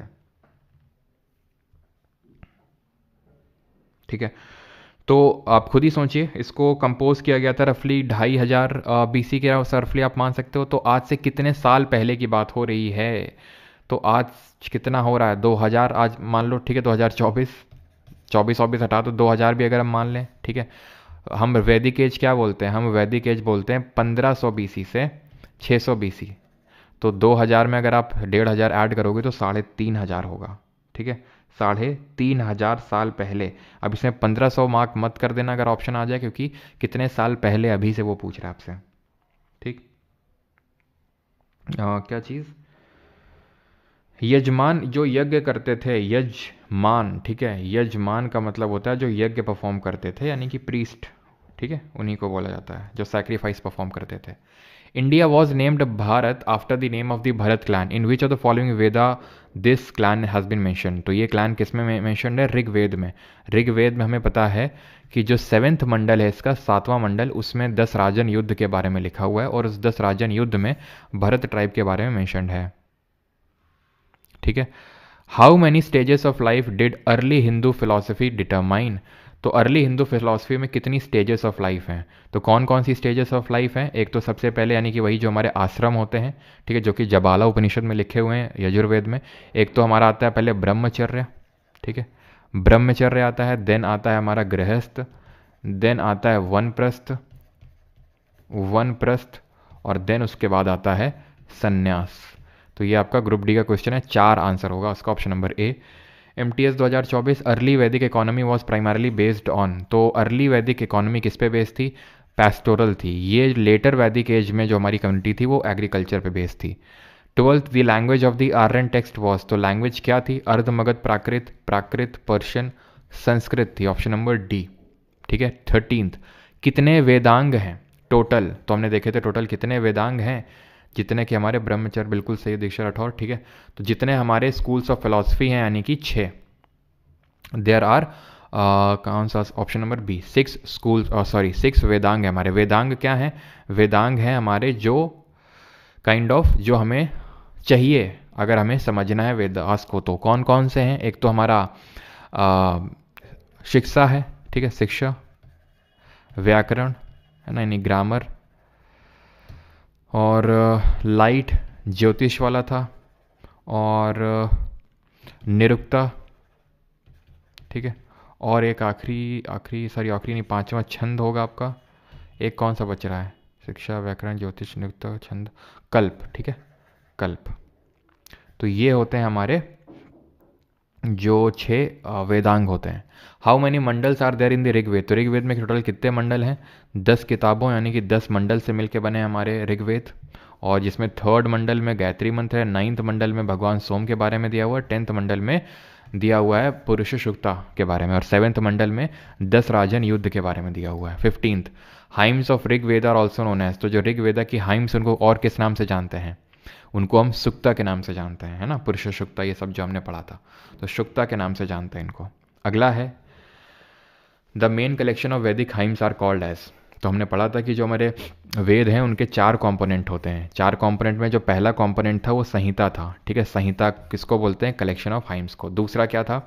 ब्राह्मण। तीसरा क्या था? अरण्यका। चौथा क्या था? उपनिषद, जिसको वेदांत बोलते हैं। Sanskrit is a term of family, sorry is a part of a family of languages known as. तो संस्कृत किस फैमिली लैंग्वेज से बिलोंग करता है, किस लिंग्विस्टिक ग्रुप से बिलोंग करता है? तो ये हमारा इंडो यूरोपियन फैमिली, ठीक है, ऑप्शन नंबर ए। अगला क्वेश्चन है, that is this, Rigveda is the earliest specimen of. तो ऋग्वेद जो है अर्लीस्ट स्पेसिमेन किसका है? इंडियन लैंग्वेज का, Indo European language, Russian language, या फिर इंडो अफ्रीकन? तो आंसर होगा Indo European. Rigveda is the holiest of the 4 Vedas, क्योंकि सबसे पहले बना था, सबसे ओल्डेस्ट वेद है, 10 चैप्टर से मिलकर बना है, जिनको हम मंडल बोलते हैं। टोटल इसमें 10,600 वर्सेज हैं। हाइम्स कितने हैं? तो हाइम्स हैं इसमें, यानी शुक्ता कितने हैं? 1028 शुक्ता हैं। Who among the following was सेनानी इन द ऋग्वेदिक पीरियड? तो सेनानी कौन होता था? तो सेनानी वो होता था जो सेना को लीड कर रहा है, that means a war hero. Tax officer as such कोई नहीं हमें अभी देखने को मिलता है, क्योंकि जो टैक्स कलेक्ट कर रहा है अलग से वो बाद में आएंगे। अस्किनी किस रिवर का नाम है? जो अस्किनी जो सप्त सिंधु का पार्ट है वो किस नदी का पुराना नाम है? सही है अर्नब। ट्रैविस हेड से याद आया, मैच वैच चल रहा है ना, किसी ने जो आई थिंक डेब्यू किया है, कोई शतक अतक मार दिया क्या?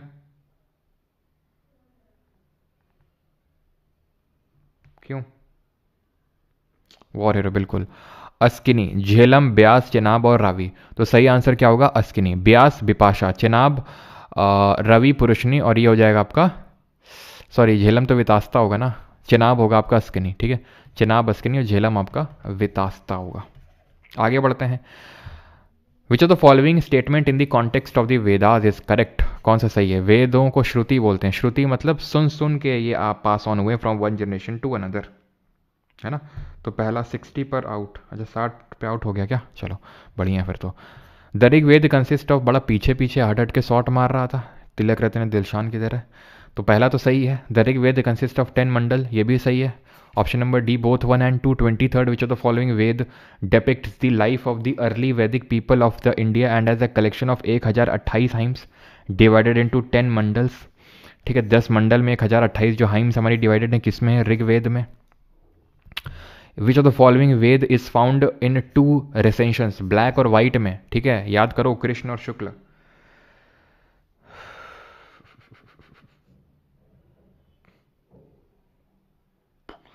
ऋषभ मिश्रा बोल रहे हैं सर यजमान वाला क्वेश्चन CDSP वाईक्यू बुक में चारों ऑप्शन सही दिखा रहा है। चारों ऑप्शन सही दिखा रहा है यजमान वाला? अच्छा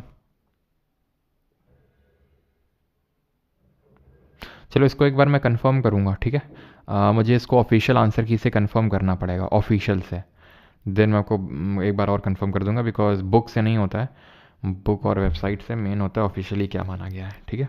ऐसे बुक में तो मानते हैं कि भाई Harappans knew about the horse, लेकिन UPSC मानता है कि नहीं, घोड़े के बारे में हड़प्पन्स को नहीं पता था, ठीक है। एक बार पूछा उसने UPSC ने, उसने माना कि भाई हॉर्सेस के बारे में नहीं पता था, लोगों को लगा UPSC से गलती हो गई, फिर से UPSC ने पूछा क्वेश्चन, फिर से UPSC ने यही माना कि हाँ भाई घोड़ों के बारे में नहीं पता था, ठीक है। चलो यजमान mean host, yes Zubair Mushtaq ji, वही मैंने बताया कि यजमान मतलब जो यज्ञ परफॉर्म करवा रहा है, ठीक है। तो आंसर आपका क्या होगा? यजुर्वेद, शुक्ल यजुर्वेद और Krishna Yajurveda. Which of the following gods acquires a new epithet lord of the plough? Lord of the plough किसको बोलते थे? पुरंदर। पुरंदर मतलब ये तो वाटर के हैं, ठीक है, ऑप्शन नंबर डी। अच्छा विष्णु जी के 10वें अवतार को क्या बोलते हैं बताओ? The Vedic Aryans lived in the area called as Sapta Sindhu which means area drained by 7 rivers, ठीक है। झेलम का पुराना नाम पुरुषनी, रावी, विपाशा, ब्यास, वितास्ता, झेलम। अरे झेलम ही तो होगा ये, मैं इसमें चेनाब और इसमें कंफ्यूज हो जाता हूँ, ठीक है। तो ये चेनाब है और ये आपकी वितास्ता झेलम है, ठीक है। अ wealthy person in the early वैदिक पीरियड वाज नोन एज, तो अर्ली वैदिक पीरियड में दुहित्री तो जो गाय को धोती थी, गवेशना, ना ना ना गौमत होगा, गौमत होगा, गौमत। गवेशना होता था क्या? It was search for cows, ठीक है। जो ढूंढाई मचती थी जब गाय खो जाती थी उसको गवेशना बोलते थे। इन विच ऑफ द फॉलोइंग, कल की, यस कल की बिल्कुल सही है। और ये जो चल रहा है ना कहाँ पे? संभल में। तो एक्चुअल में माना जाता है कि संभल में ही जन्म होगा कल्कि का, जो कि 10वें अवतार होंगे विष्णु जी के, जो इस कलयुग को खत्म करके सतयुग को लाएंगे। In which of the following Veda was 10 rajan war mention? तो 10 राजन युद्ध जो है वो किस में मेंशनड है? 10 राजन युद्ध ऋग्वेद के कौन से मंडल में मेंशनड है बताइए जल्दी से। Which of the following varna primarily used to do cultivation animal husbandry and trade during the later Vedic period? तो कौन करता था एनिमल हस्बेंड्री और ट्रेड, व्यापार वगैरह, कौन सा वर्ण होता था? तो ये हमारे 7वें मंडल में मेंशनड है, ठीक है। तो आगे बढ़ते हैं, बढ़ते बढ़ते पहुंचते हैं यहाँ पर, और आंसर क्या होगा? वैश्य होगा इसका, ठीक है। क्षत्रिय युद्ध लड़ेंगे, ब्राह्मण यज्ञ वगैरह रिचुअल्स परफॉर्म करेंगे, शूद्र जो है जो मैनुअल टास्क हैं, servant kind of. Which of the 4 Veda contains a collection of magic spells and charm? Magic spell, जादू टोना टोटका, ठीक है, काला जादू किसमें है? अथर्ववेद में। इसमें क्या है? रिचुअल्स एंड प्रेयर्स हैं। ये ओल्डेस्ट बुक ऑन म्यूजिक है Rigveda, it is the oldest Veda जिसमें कि हाइम्स वगैरह दी हुए हैं। कलेक्शन ऑफ हाइम्स को क्या बोलते हैं? द पूर्व मीमांसा school of philosophy was founded by, किसने फाउंड किया था? कपिल ने तो शंख बजाया था, ठीक है। तो शंख फिलॉसफी दी थी, पतंजलि ने योग फिलॉसफी दी थी, जैमिनी ने दी थी पूर्व मीमांसा। The iron implement site of Hastinapur was found in which present day state of India. तो हस्तिनापुर जो आयरन इम्प्लीमेंट साइट है, हस्तिनापुर मैंने क्या बताया था, हस्तिनापुर कहाँ पर है, उत्तर प्रदेश में। देखा था हमने कि धीरे धीरे जो लेटर वैदिक एज में ये लोग नीचे की ओर उतर आए थे गंगा यमुना द्वाब में, यानी कि जो हमारा हस्तिनापुर वाला रीजन है वहाँ पर, ठीक है, western UP. As per Rig वैदिक और अर्ली वैदिक पीरियड, दैट इज 1500 से लेके जो 1000 BC का जो टाइम पीरियड है, who among the following was a river goddess. तो रिवर गॉडेस कौन थी, तो रिवर गॉडेस थी सिंधु, है ना, वन लाइनर में देखा था हम लोगों ने, Sindhu. Option number B will be the correct answer. Usha जो हमारी गॉड ऑफ डॉन है ना, और अग्नि तो आप जानते ही हैं, भगवान और इंसानों के बीच के मीडिएटर। सर ऐसा भी तो था कि on the basis of work उनके कास्ट होंगे, यस, द स्टार। वो लेटर वैदिक एज में इसी वर्ण सिस्टम से डिफरेंट कास्ट एमर्ज हुई कि इस कास्ट के लोग इस वर्ण में आते हैं और इनको ये काम करना होगा, ठीक है। In the Rigveda there is a hymn in the form of a dialogue between sage Vishwamitra and two rivers that were worshipped as goddess. तो कौन सी दो नदियों और विश्वामित्र के बीच में एक डायलॉग के ऊपर एक हाइम है ऋग्वेद में, तो ये दो नदियां हैं कौन सी, अलकनंदा भागीरथी अभी तक मेंशन्ड ही नहीं थी ऋग्वेद में, ठीक है, गंगा यमुना मेंशन्ड ही नहीं थी अभी तक। क्या हमने पढ़ा कहीं पे अलकनंदा भागीरथी गंगा यमुना, ना ही पढ़ा हमने, ठीक है। तो ऑप्शन नंबर डी आंसर होगा, ब्यास और Sutlej. Which of the following statement about gotra practice in ancient India is true. तो गोत्र के बारे में कौन सा सही है स्टेटमेंट, आप बताइए।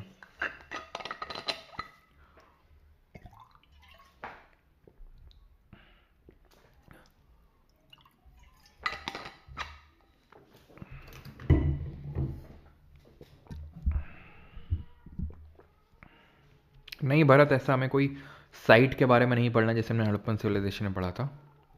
गोत्र प्रैक्टिस, तो man and women were expected to marry within the same gotra, नहीं, वो सेम गोत्र में मैरिज नहीं करनी थी। People belonging to the same gotra were regarded as descendant of the person after whom the gotra was named, ठीक है, जैसे कि अग्निवंशीय गोत्र, सोमवंशी गोत्र, तो ये सब क्या है, ये एक सेम गोत्र है, तो भाई ये माना जाता है कि सेम पर्सन के डिसेंडेंट है सभी लोग, तो मैरिज नहीं करनी है, ठीक है।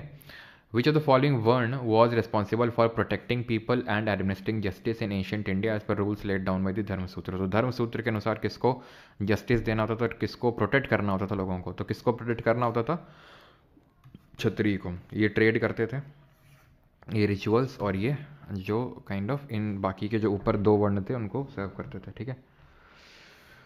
शराब पे भी होता है क्या शादी का pressure.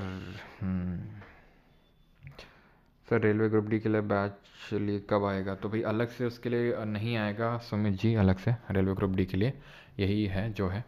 Vedang are Hindu auxiliary disciplines that originated in ancient times and are link to the study of Vedas. तो स्टडी ऑफ वेदास से लिंक्ड है वेदांग। कितने हैं, तो अभी देखा था 6 हैं टोटल, ठीक है।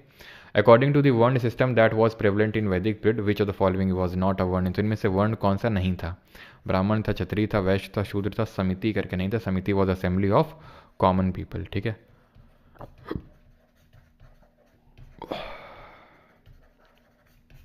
ठीक है, सभा थी जो मेन लोगों की असेंबली थी, assembly of few privileged ones. अगला है and that is A person's Vedic approach and his relationship with society are determined by the 4 goals of life. Which of the following is not among these goals? तो सिद्धि, अर्थ, काम, धर्म, तो अर्थ, मोक्ष, धर्म, काम, ये 4 हमारे क्या थे, 4 गोल्स ऑफ लाइफ थे, है ना। कि सबसे पहले हमें अर्थ पता होना चाहिए लाइफ का, मोक्ष, धर्म, काम, सिद्धि नहीं होता है, ठीक है। 40th करो, सेनानी, कुलपा, ग्रामीणी, ये किस वेद में मेंशन, सेनानी मतलब जो है ना वॉर लॉर्ड है, ग्रामीणी का मतलब है जो हेड ऑफ विलेज है, गांव का मुखिया है, कुल का जो मुखिया है, ठीक है, कुलप, तो ये सब ऋग्वेद में mention. Option number C. Which Rigvedic god is considered as intermediate between god and man. God और मैन के बीच में कितना क्वेश्चन और है, बस 3 क्वेश्चन और 45 तक करेंगे फिर आपका होमवर्क है। तो ये हम अग्नि को कंसिडर करते हैं कि अग्नि ऊपर वेपराइज होगी, भगवान के पास जाएगी, तो भगवान और आदमी के बीच का क्या ही है, इंटरमीडियरी है। विच what is the collection of hymns और मंत्रा कॉल। तो हाइम्स और मंत्रा कलेक्शन ये क्या है, वेदांत हैं, वेदों के अंत में दिए हुए हैं, ठीक है। ये होंगे आपके श्रुति मीन्स टू हियर, ठीक है, आपका होगा संहिता, ठीक है, ऑप्शन नंबर ए। ठीक है, स्मृति का तो मतलब हो गया याद। रीत का मतलब क्या होता है, ध्यान रखना, रीत का मतलब होता है नेचुरल ऑर्डर जो फॉलो करना होता है हमें, है ना, रघुकुल रीत सदा चली आई, natural order. Book of song किसको बोलते हैं, वेद ऑफ चैंट और इवन योगा ऑफ सॉन्ग। तो बुक ऑफ सॉन्ग कौन है, the earliest book on on music, that is Samaveda. धर्म सूत्र क्या कंटेन करते हैं, tricks to capture an empire, norms for women only, technique to recite shloka, norms for rulers. धर्म सूत्र हमने देखा तो these are norms for the rulers, ठीक है। अथर्ववेद कितने खंड का कलेक्शन है, जैसे ऋग्वेद 10 मंडल का कनेक्शन है, ठीक है, कलेक्शन है। सर आर्यंस कहाँ से आए थे, आर्यंस हमारे घर से आए थे। पूरा रामायण खत्म हो गया और पूछ रहे हैं कि सीता माता कौन थी। अथर्ववेद की अगर बात करेंगे तो अथर्ववेद 20 खंड में डिवाइडेड था। अरे अभी तो बताया था कि यहाँ पर स्टेपीज थे, ग्रासलैंड, टेम्परेट ग्रासलैंड। यहाँ जो रशिया के साउथ में है, यहाँ से टर्की में है, ठीक है, यहीं से हमें पता चलता है भोकास कोई जो इंस्क्रिप्शन है, जेंडा वेस्टा जो टेक्स्ट है, यहाँ से एक कबीला यहाँ की ओर आ गया और एक कबीला यूरोप की ओर चला गया, ठीक है। तो ये बताया तो था, इतनी बार रिपीट किया लेक्चर में। चलो अगला करो। विच of the following Vedas dealt with music. तो यार अब कर लेंगे आई थिंक आप क्वेश्चन, ठीक है। इतने क्वेश्चन आप करिएगा, इतने आपके लिए होमवर्क है, ठीक है। आर्यभट्टी हमने लिखी थी, ठीक। तो जिन लोगों को बैच चाहिए, नहीं रिकॉर्डिंग्स चाहिए लेक्चर की, तो सर सती प्रथा परफॉर्म होती, सती प्रथा नहीं थी अर्ली वैदिक एज में, सती प्रथा नहीं थी, विडो रीमैरिज अलाउड थी। बाद में लेटर वैदिक एज आते आते तक वुमेन की कंडीशन डिटेरियोरेट होने लगी थी, ठीक है। फिर उनको विडो रीमैरिज उतने आसानी से नहीं होती थी। हम ये नहीं बोल सकते हैं कि लेटर वैदिक एज में विडो रीमैरिज होती ही नहीं थी। ये मौर्यंस के टाइम पे ये ज़्यादा हुआ कि विडो रीमैरिज एकदम ही बंद हो गई और सती प्रथा वगैरह शुरू हो गई, ठीक है। सर परमार भी इंडिया के बाहर से आया था, बेटा हर कोई फिर इंडिया के बाहर से आया था ना।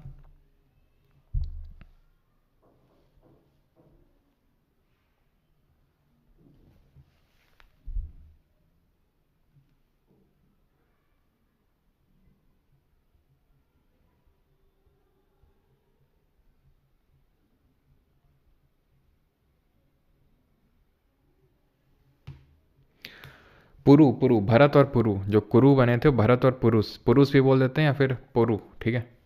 जो कुरु बने थे, जो मैंने आपको बताया था, वो जो भरत जो जीते थे और जिनको हराया था उनमें से एक ट्राइब थी कुरु, ठीक है, सॉरी पुरु।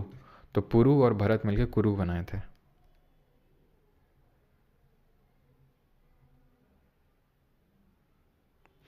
करंट के बारे में बताइए। I have exam in March April, Jammu Kashmir police SI. और शेख आबिद जी, करंट के बारे में अब देखो जम्मू कश्मीर एसआई में किस तरह से पूछा जाता है, मतलब उसमें आप ना पीवाईक्यूज देखो, ट्रेंड देखो, हर एग्ज़ाम का अलग ट्रेंड होता है। एसएससी का तो आप जानते हो ट्रेंड क्या है, बहुत पुराना करंट अफेयर पूछना, ठीक है। हर एग्ज़ाम का एक ट्रेंड होता है, कितने टाइम पहले का पूछेगा वो। सर टफेस्ट राइवलरी तो इजीएस्ट राइवलरी बन गया, ऑस्ट्रेलिया के साथ क्या हुआ, क्या स्कोर चल रहा है। दस राजन को थोड़ा एक्सप्लेन करिए चंद्रशेखर। दस राजन था, 10 राजन, देखो था क्या कि जब ये भाई यहाँ पर जो कबीले आए, ट्राइब्स आए, तो इसमें से सबसे जो पावरफुल ट्राइब थी वो भरत ट्राइब थी, ठीक है। बाकी की 5 ट्राइब ने कोलिशन कर लिया, मतलब इंडिया गठबंधन बना लिया ऐसे समझ सकते हो। तो ये 5 ट्राइब मिल गई, प्लस इन्होंने सोचा कि चलो यार 5 और को ले लेते हैं, ठीक है। 5 जैसे ये मान लो कि भाई कांग्रेस हो गई इससे बड़ी हमारी हो गई, और 5 छोटी को भी ले लिया जो नॉन आ रहे हैं, यानी कि जो पहले से यहाँ रह रहे हैं। तो 5 + 5 10, ठीक है, 10 राजन। तो ये 10 राजन मिलकर भारत के खिलाफ युद्ध किए थे, इनको लीड किए थे जो राजा थे सुदास, ठीक है। ऐसे समझ लो मोदी जी तो ये जीत गया, ठीक है, ये जीत गए उसमें। देन उसके बाद क्या हुआ, इन्होंने भरत वालों ने, और इसमें से एक सबसे पावरफुल थी पुरु, इन्होंने मैट्रिमोनियल अलायंस किया, मतलब शादी वादी करवा दी, है ना। तो मैट्रिमोनियल अलायंस बनवा लिया, तो वहाँ से ना। सर 12 दिमाग वाला एनिमल कौन सा है भाई, ऐसा तो हमें नहीं पता अजीत जी। पकड़ुआ विवाह इसमें मेंशन, पकड़ुआ विवाह इसमें मेंशन नहीं है ये।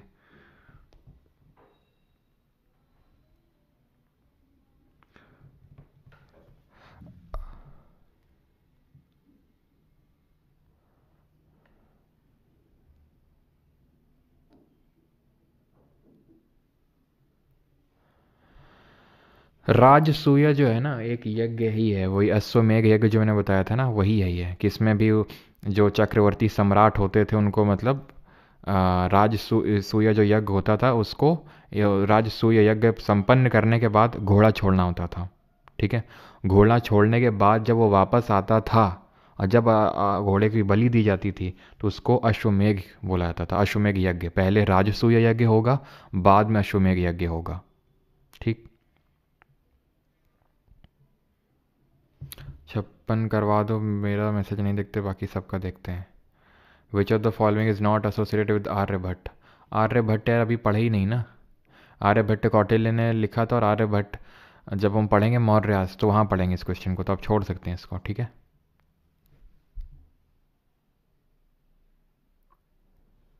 अथर्ववेद कहाँ पे पढ़ सकते हैं सितांशु? आज बिना खाता खोले घर वापस ट्रेविसाइड। अच्छा,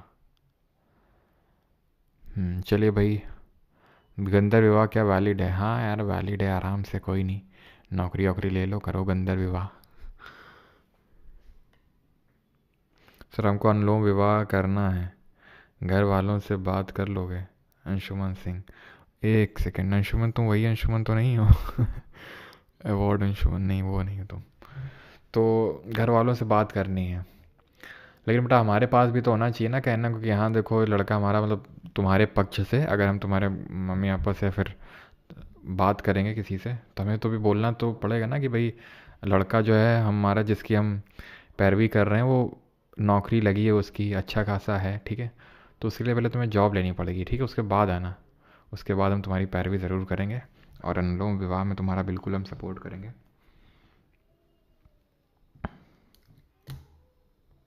लल्लन टॉप लेक्चर गुरुजी, मज़ा आ गया। अच्छा, निष्क कॉइन्स ओवर यूज्ड, देखो मिले नहीं हैं। ठीक है, जो आप बोल रहे हैं ना निष्क कॉइन्स को ही बोला गया था। ठीक है, कहाँ पे लिखा था उसके बारे में? ठीक है, निष्क जो है कॉइन्स को ही बोला गया था, लेकिन कहीं कॉइन्स मिले नहीं, तो हम ये नहीं बोल सकते हैं कि ये लोग कॉइन्स जो है, ठीक है, निष्क कॉइन्स को ही बोला गया, बिल्कुल सही बात है, लेकिन कहीं पे हमें कॉइन्स का कोई एविडेंस नहीं मिला। हम रिटन एविडेंस से ही किसी चीज़ को नहीं बता सकते हैं। हिस्टोरियंस कभी सिर्फ लिखे के बेसिस पे कोई चीज़, जैसे कि बोला गया कि संभल में बाबर ने तोड़वाया किसको? कल्कि मंदिर को, लेकिन इसका कोई आर्कियोलॉजिकल एविडेंस नहीं उसका सपोर्ट करता है, तो इसलिए हम उसको कंसिडर नहीं मानते, हिस्ट्री नहीं मानती है उसको। तो उसी तरह इसको हिस्ट्री नहीं मानती है कि वहाँ पे लोग जानते थे, मानते यही है कि बाटर सिस्टम यूज़ होता था। ठीक है,